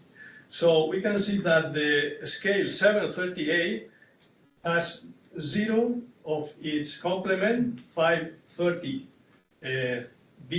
has 0, and 2 of the inverse of the complement. And this 2 is the maximum in all the heptatonic scales. And similarly for the scales 731 A and B, they include 0 of the complement and maximum of the inverse of the complement. And regarding 732 A and B, which are minor harmonic and major harmonic, it's not exactly that case, but at least they include 0 of the complement and 1 of the inverse of the complement. So we find an acoustical relationship between a scale type and the inverse of the complement. So as conclusions, we selected 8 heptatonic scale types and their corresponding complements, pentatonic scales. And we analyzed the harmonic characteristics using the trichord type vector and tetrachord type vector. I give 2 novel parsimonious graphs, the 7 cyclops and 5 cyclops, which highlight the cycle of fifths and fourths. In fact, in this kind of representations, apart from the set classes with 1 note or 11 notes, these are the only 2 possible set classes that can be self-transformed, the major scale and the major pentatonic scale. I also presented a musical example by Mozart, and I found an acoustical relationship between each heptatonic scale type and the inversion of its complements. I hope that all this information will be of interest both for theorists and composers. Thank you very much for your attention.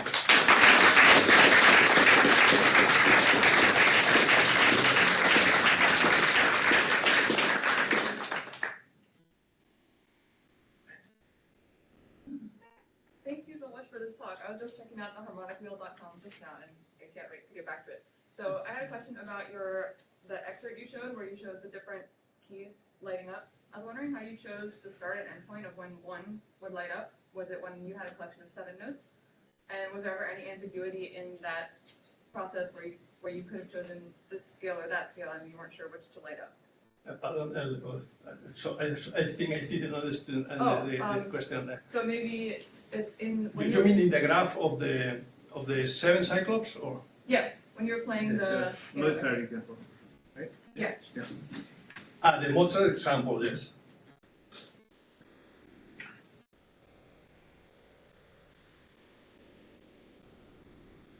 Let's see that diagram. Here, for example. Yeah, was there ever any ambiguity in choosing which one to circle at any point in the piece?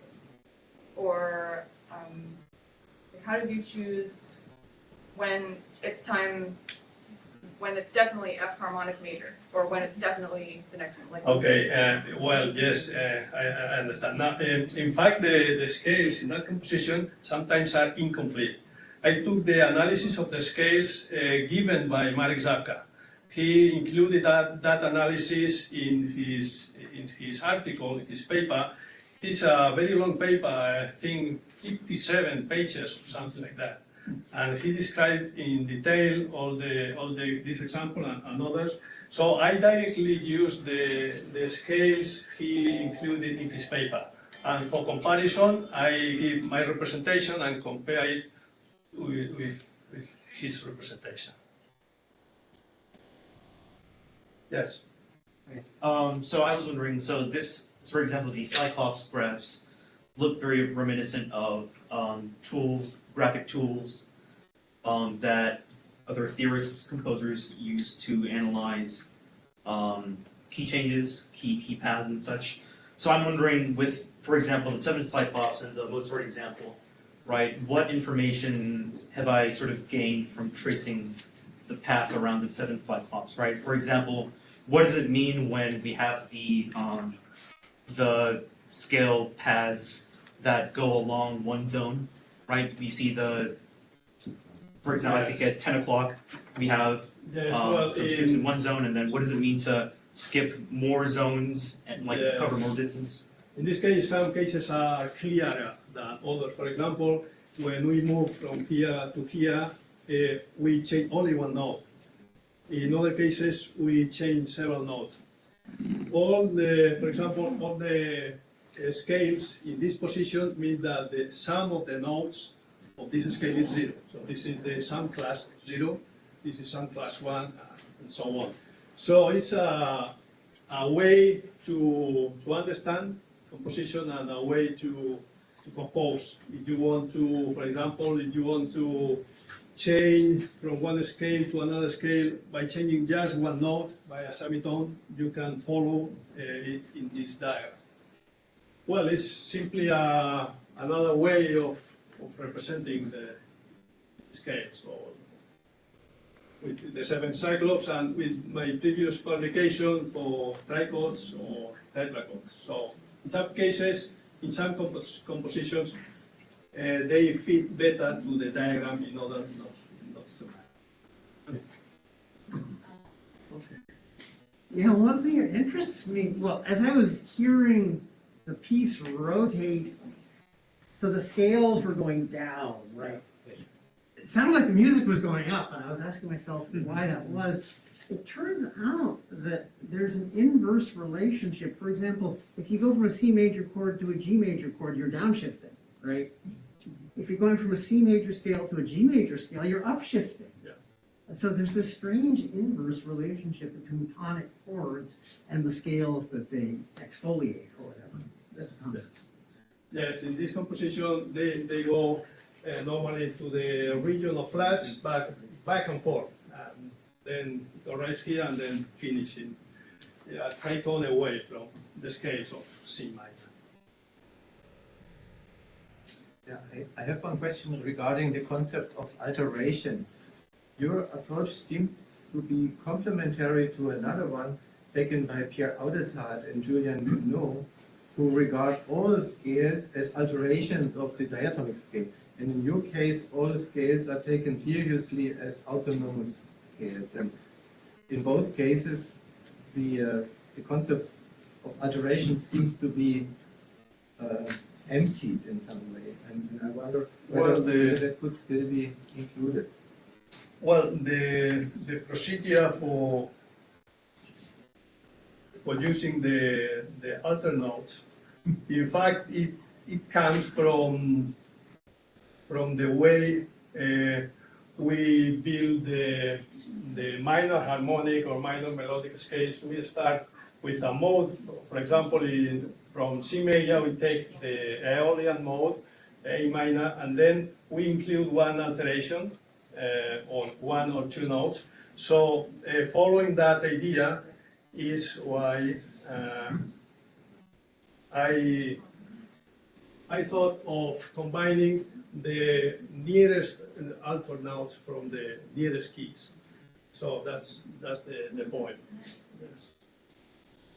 We could have choose more alteration, but with this, I didn't want to obtain too many scale types because in that case it would be impossible to find a practical diagram. So I chose only 2 and 2. So that means in your big graph, some arrows contain a nuance or some component of alteration and other don't. Well, in the big diagram, let's see.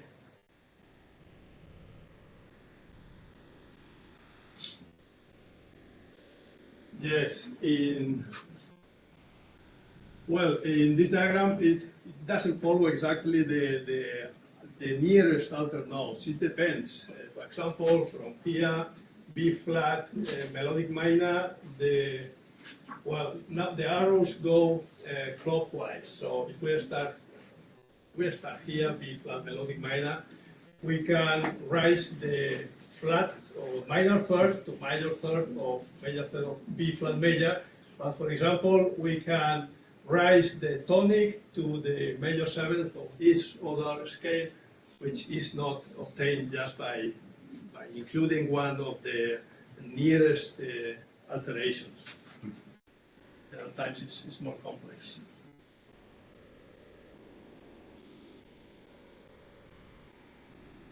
All right, well, thank you very much.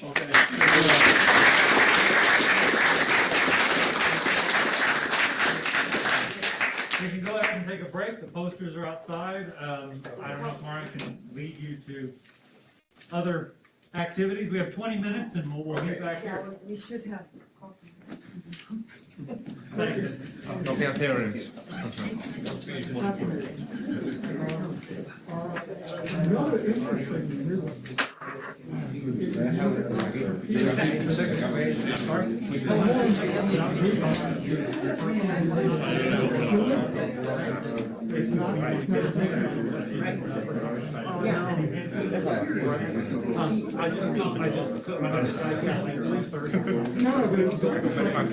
And then we have a good hour, although Amelia is one practice. We will continue. Yeah, that's right. You have to speak maybe on the micro. We turn it on. Hello? All right, let's begin. Our next speaker, Moreno Andreatta of the Institute of Advanced Mathematical Research, University of Strasbourg. And he'll begin now. Thank you. So, yeah, the transition will be very smooth with the previous talk because we are speaking parsimonious transformations with the cube length. And so just to have to warn you, there's a technical paper which was supposed to be a demo and which was upgraded into a paper presentation. So I will try to do the best as I can, considering that the work has been done by Alexander Popov and Corentin Guichawa in particular, and I'm just helping a little bit with some ideas. So please forgive me if things are not clear. This is my responsibility. Okay. So, okay. So just to provide the context of this research, actually we have this project, this MIR project, a Structural Music Information Research project, running since 2016, when I was building a group in Strasbourg in collaboration with IACAM. And the idea is to put advanced maths for the working musicologist.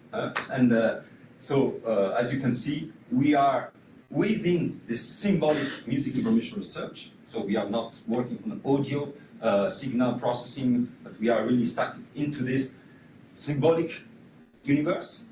And the idea is to develop algebraic models, topological models, categorical models, if we can. As you can see here, diagrams. All this can be put into computational models, so trying to reach something like a computer-aided music analysis with interactive tools, web interfaces, and we also have a small part of the project which is devoted to cognitive models. The idea is that we are not developing cognitive musicology, like Fred Lerda, Jackendorf, Jan, or Richard Parkat, or all the people working on really cognitive musicology, but we are also interested in some cognitive issues of the abstract mathematical model we are working on. So our first interface, our first environment, which was produced within this project, was the web tornet that you will see this evening with the concert conference with the Concertférence, as Emmanuel says. If you are joining, there's a large public event, so you will probably be a little bit disappointed of the maths which will be presented this evening, but there are some nice stuff with this kind of environments. So this was our first attempt to put all the different tone nets that you can see here as topological models, so simplicial complexes, and all the nice topological representations that you can really use in order to provide a enumeration and classification via algebraic invariants, Betty numbers, and so on, of these topological structures. And in the interface, as you can see here, you have the major minor tone nets as one of the possible decomposition of the plane, and so one of the possible way to represent and to analyze musical structure. So this was our first attempt to provide a web environment, and Alexander Popov, with his computational model of the cube dance and its possible extensions, kind of provided additional tools. And the idea now is to try to put together all these tone nets, the cube dance, and maybe unify with an environment that could be called like tone networks or something like a generic name in order to really show that there is a tone net, but there are also all these graphs which are interesting. So this is I will just show you a little bit first the computational model that Alexander Popov developed, starting with Jack Dothert and Peter Steinbach. They've done together this cube dance representation. Just to notice that if you are reading and studying Richard Cohn book that I strongly recommend you, you will have some troubles because, as you can see, the chords are not displayed in the same way. The C major chord is here, according to the fact that in this very nice circular representation, I think the sum of the integers of the chords end up to 1 if you have a minor chord, 2 if you have a F major chord, and so on. The C major, 4, 7, the sum is 11, and so you can put, you can use this kind of supra structure as is well explained in this book. But as you can see, you must provide a reflection in order to kind of apply what Richard Cohn says in this book to this environment by Alexander Popov. So let me show you, because I think it's nice to. It's maybe not so well known in our community. I don't know if you can see something, but if I put the 1-0 relation, I have the parsimonious transformation between chords, major and minor chords, with just one pitch class which moves by a semitone, and 0 by tones. And if I add also the transformation by one movement of one tone, here's the tone in a kind of strange graph representation, but it is exactly the toroidal structure, the tones seen as a graph. And so with the cube dance, so let me first of all just take P10 relations and then add the augmented triads. And here you have, and again, it's a web application, so every time you click, you hear, and you can select, I think with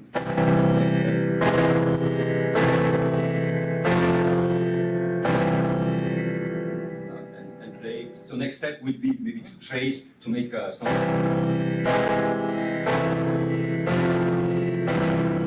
will use this little cycle, which is the beginning of a nice hit by Pink Floyd in the next in the next slides.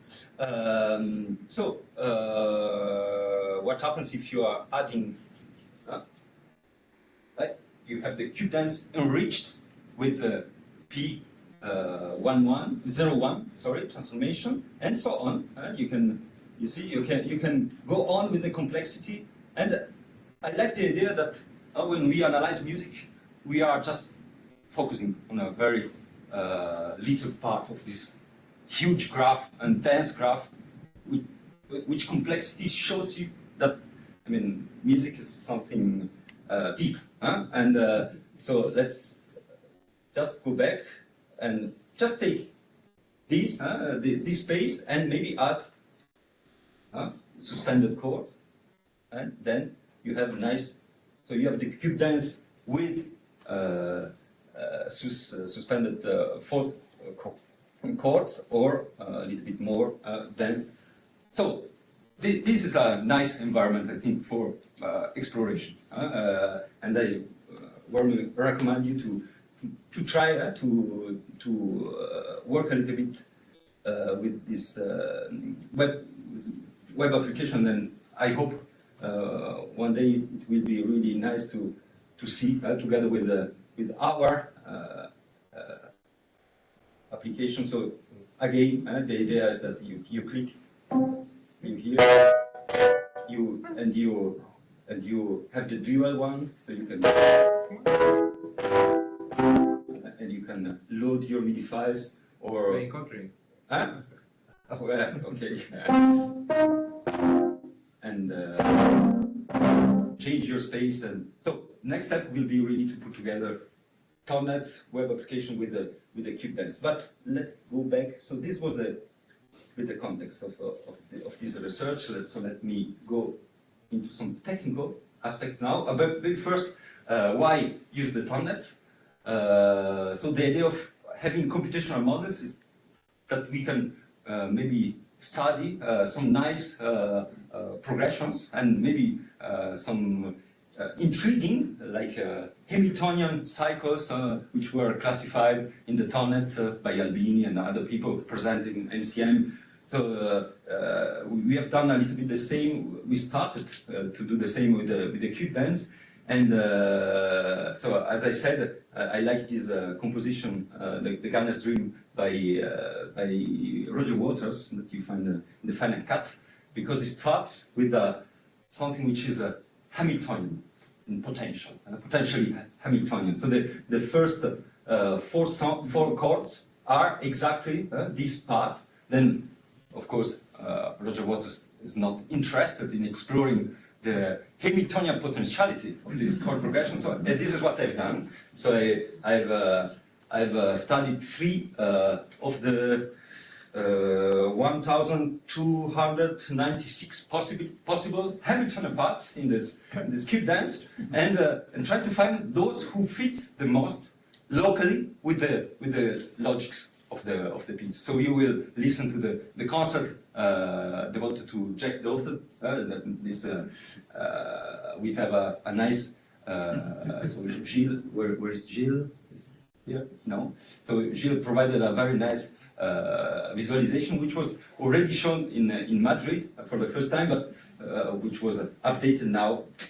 And so I will play on this nice visualization. So this is an original composition making use of the tonnet, of the cube dance, and the combinatorial potentials of the tonnet of the cube dance when you are interested in Hamiltonian parts. But if you are analyzing existing music, you can have a wonderful example of pop music, which fits very well with the cube dance. And this is my favorite one, which is the Take a Bow. For most of you, maybe you are familiar with this song, but let's play a little bit, and you will listen. You will realize the algorithmic aspect of this song, which really can be seen as a movement in the tonnets. This is one representation with a central part in which the symmetries are a little bit broken, or as a sequence in the border of the Q-band. So let's just listen.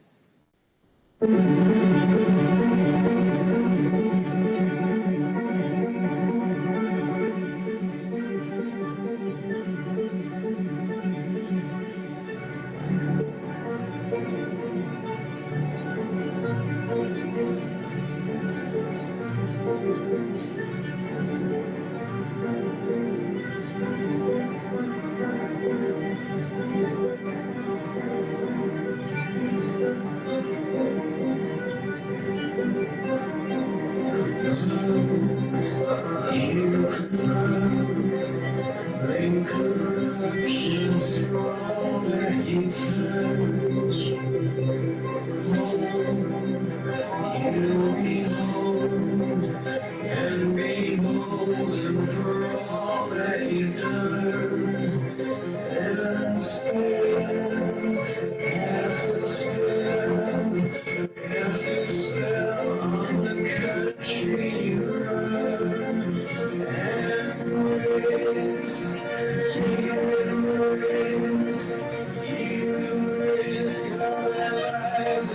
Souls and and so on and so on and so on. It's really totally algorithmic.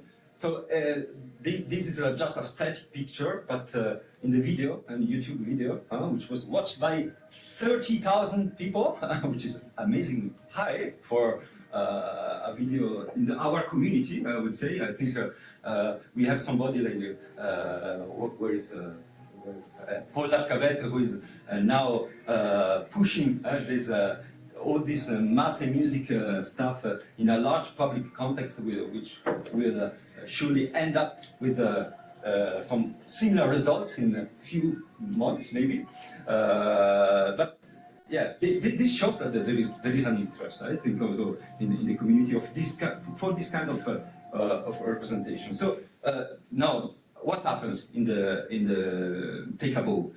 There is a chord progression, okay, and this chord progression can be seen as a cycle. This is the representation where we use the U as a generalization of the, so as the operator, as a relation between major chord and the chord, or augmented chord and minor chord. This is the first relation, and P is just a parallel, C major, C minor. This approach is a kind of cyclic approach, and then you can have a second one, which is much more linked to Kampenhauer networks, and this is a kind of generalization which was done with several papers by always Alexander Popov was really always at the beginning of these ideas, how to put Kampenhauer networks in a general categorical approach with so the Pauli Kampenhauer networks. And I will not enter in this definition, but there is the possibility to generalize what is a Kampenhauer network by means of functors and really choosing the category you want to work on, category of sets or category of relations, like in the case of Q-plans, and refine your model in a categorical way. So the idea of the paper that is presented here in this conference is to add, to provide an additional structure, a monoidal structure.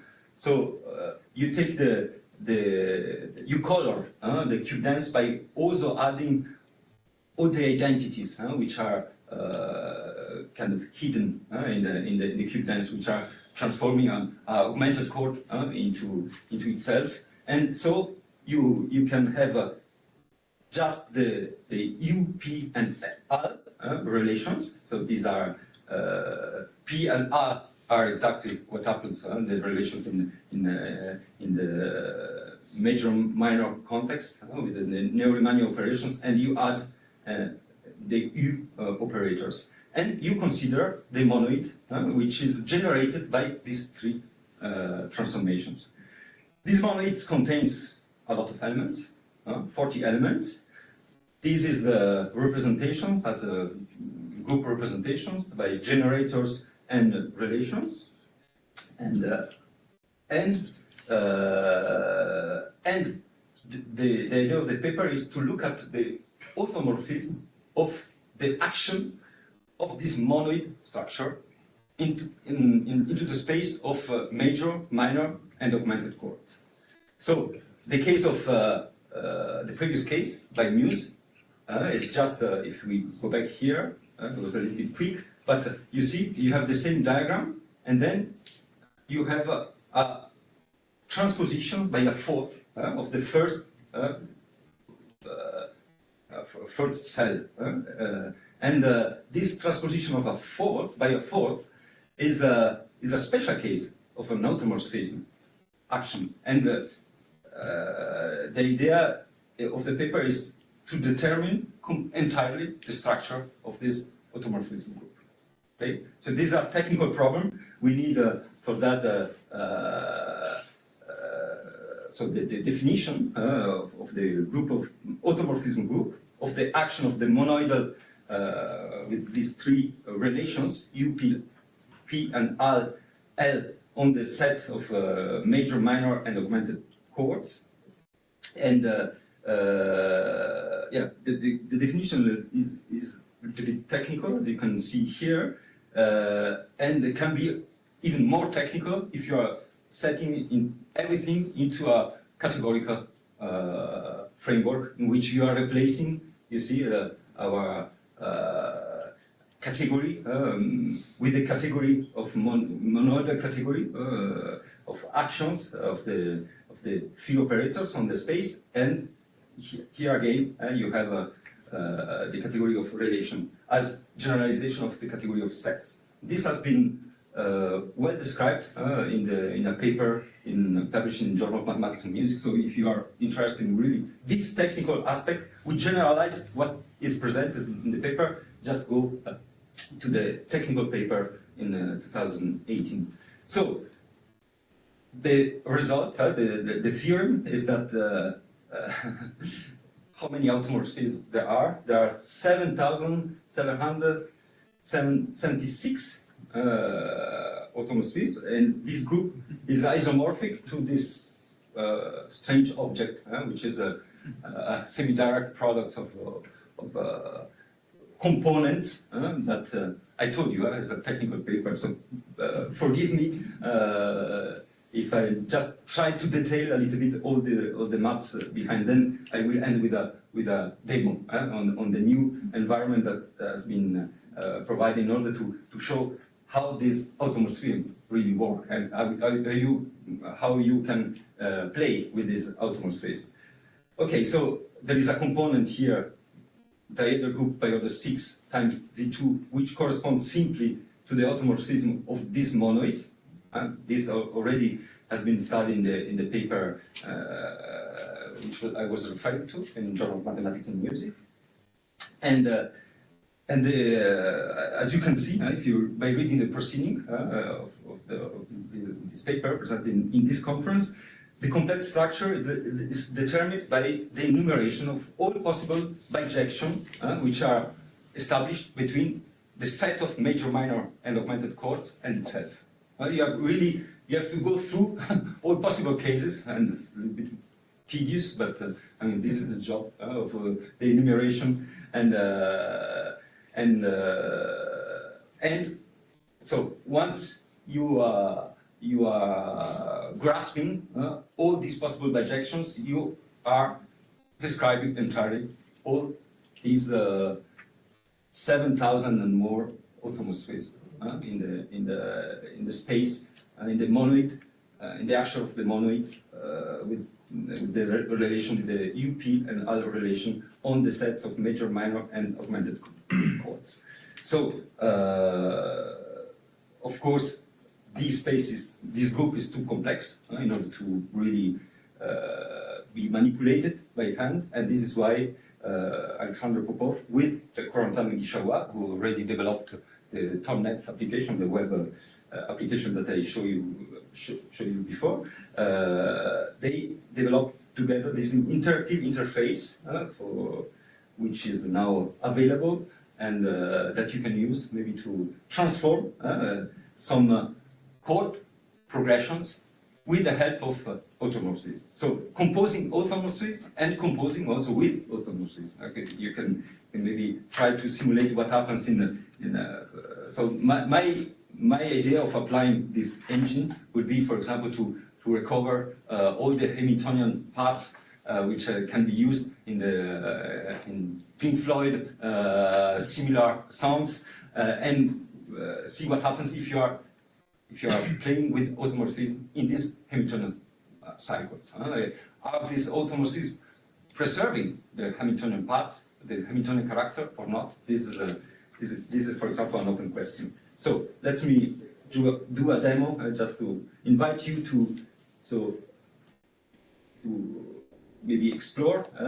So this is a space, and this is the application. So I took really a very, very simple case.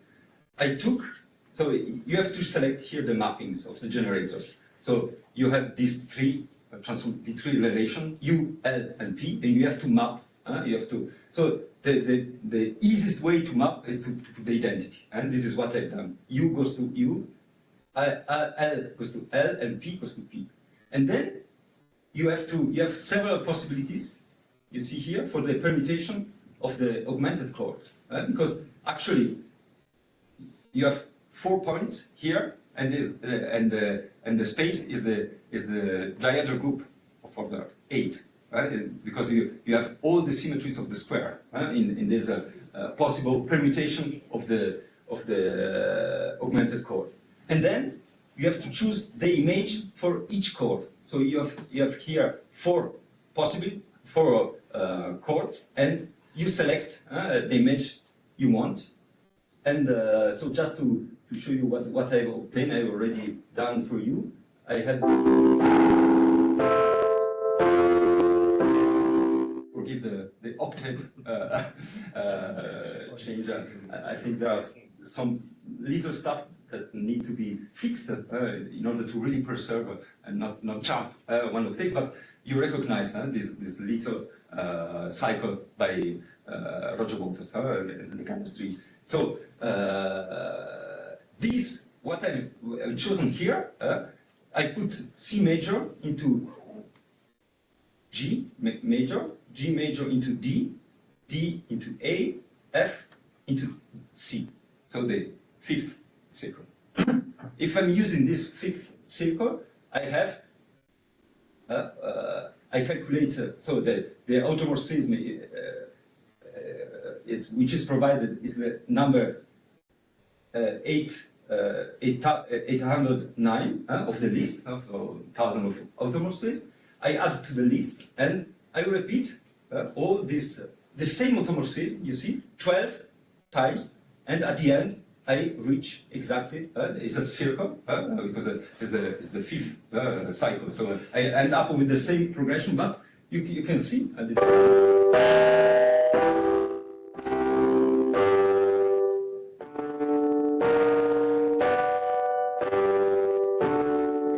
there's just transposition of the same circular cycle. So something different, again with the same.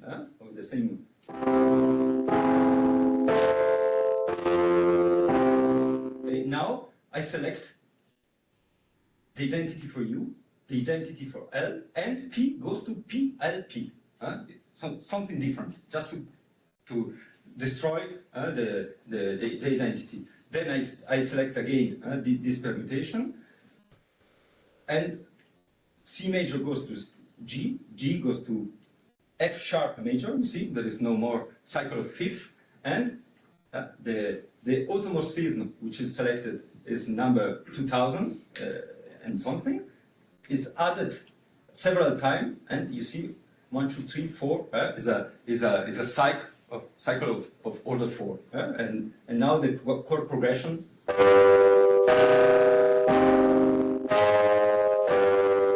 Nothing to do with the transposition of the same cycle of the beginning. Yeah, and so on, and you can really, I mean, the nice stuff is that there is a help button in the interface that you can use and which guides you through all the facilities of this way of composing authomorphism and composing with authomorphism. And I think that I finished. Yeah, thank you.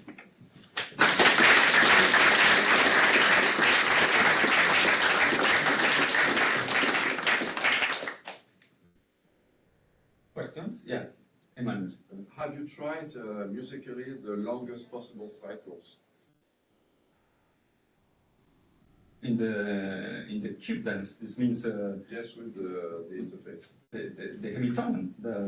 What, for example, what I was using in the order of an element of one automorphism that you iterate, just like you just did.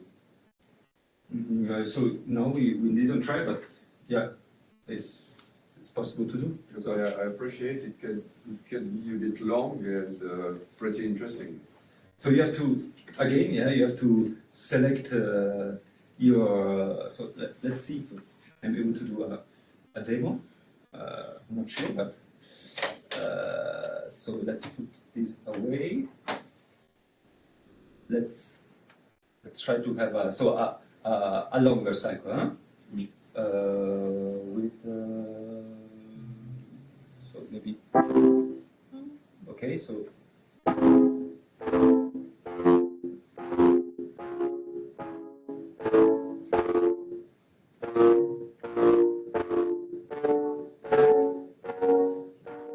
It's okay? It's a bit Hamiltonian. Yeah, it's the beginning of one of the Hamiltonian parts. So yeah, now we can really destroy everything. So let's put U goes to U, N U L, N go to P, and so really the worst case. Now let's make another and select C, which goes to. So I just do it randomly here. So I have the automorphism 4,000 and something. I add to the list, and what I obtain.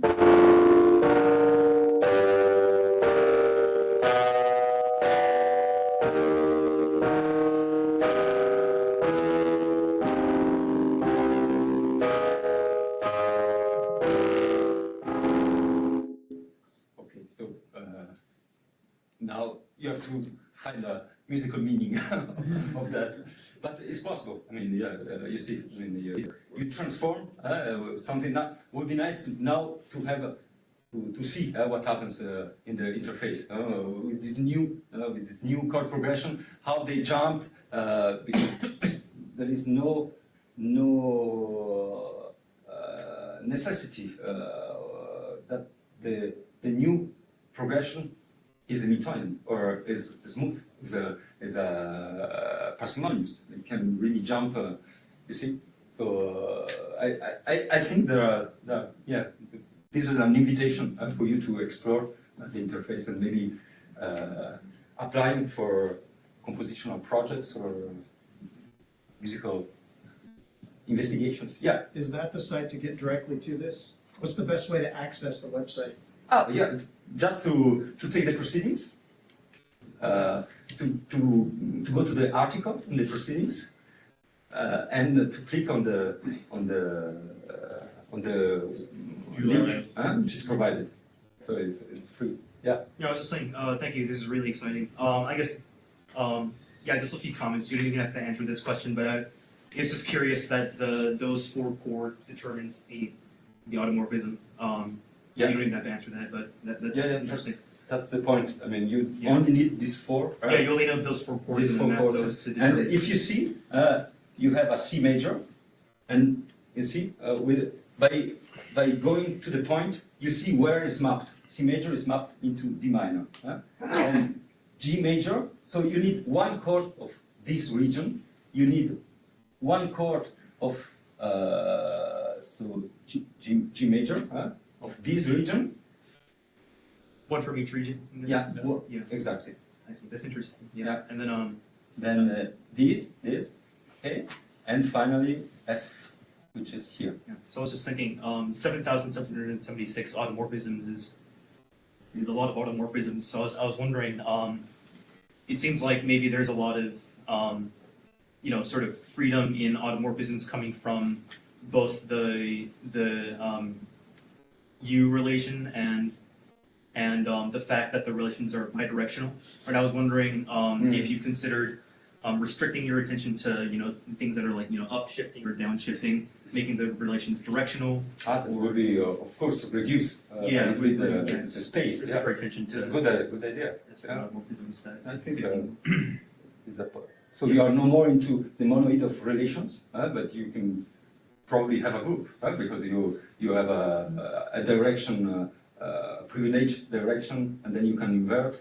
Yeah. Yeah, and so must be easy to reduce this amount. What is surprising is that 7,000. What was the number? is 776. Is 6 times the number of Hamiltonian cycles, which is 1,296. So there is a really strong connection between the number of Hamiltonian cycles you can find in the qubits and the space of the automorphism, which is just 6 times bigger, but we don't understand exactly. Yeah. So is it that you choose a sequence within the monoid, so to say, and then you get the orbit of the automorphism as the list on the right side? Yeah, exactly. You choose the chord progression you want, yes, and then you transform according with the generators of the monoids of these three. So you have to map the generators U, L, and P. yes, yes. Okay, and then permutate the augmented chord, and you have 8 possibilities because these are exactly the number of symmetries of the square, and then you map the chords, the four chords, which generates exactly the orbits at the end of the basically of the chord progression you have with the automorphism associated. So if you get a cycle of 12 on the right side, where, like in the example you gave with the 4th transposition, right? Yeah. Where does the Z12 appear in the group structure? Where does Z12 appear in the group structure? Then you had the analysis of the group in terms of the semi-products and. I mean, the fact that I had the order of 12, it was just because I was mapping, I was using the 5th transformation. So C major goes to G, G goes to D, you see, D goes to A, and F goes to C. And this was. This is clear, but it was not so evident to me in the group structure, because you have the diedral group, which yes, is, let's have a look. There was actually no autonomous. So let's have a look to this this you mean? Yes. Okay. Yes. Yeah. So where's the cycle of order 12 in this?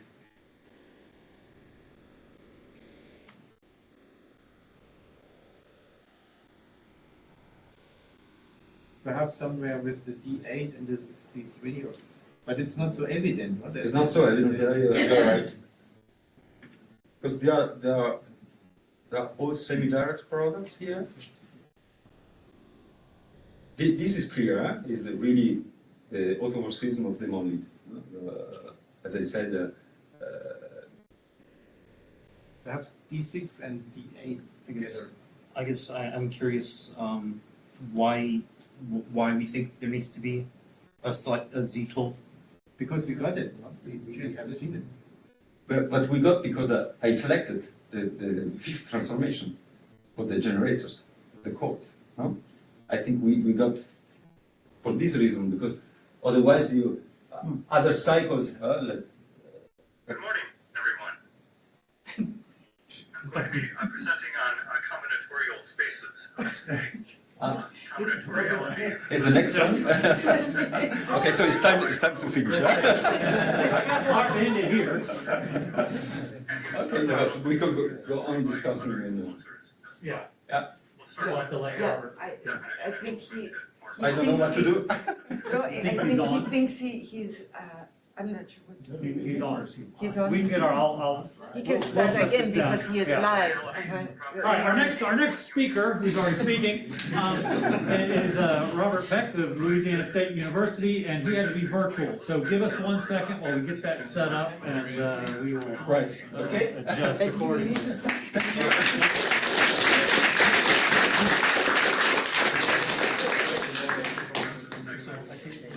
My interpretation is that you select chord scenes per progression, and then that can be whatever language, and then that gets mapped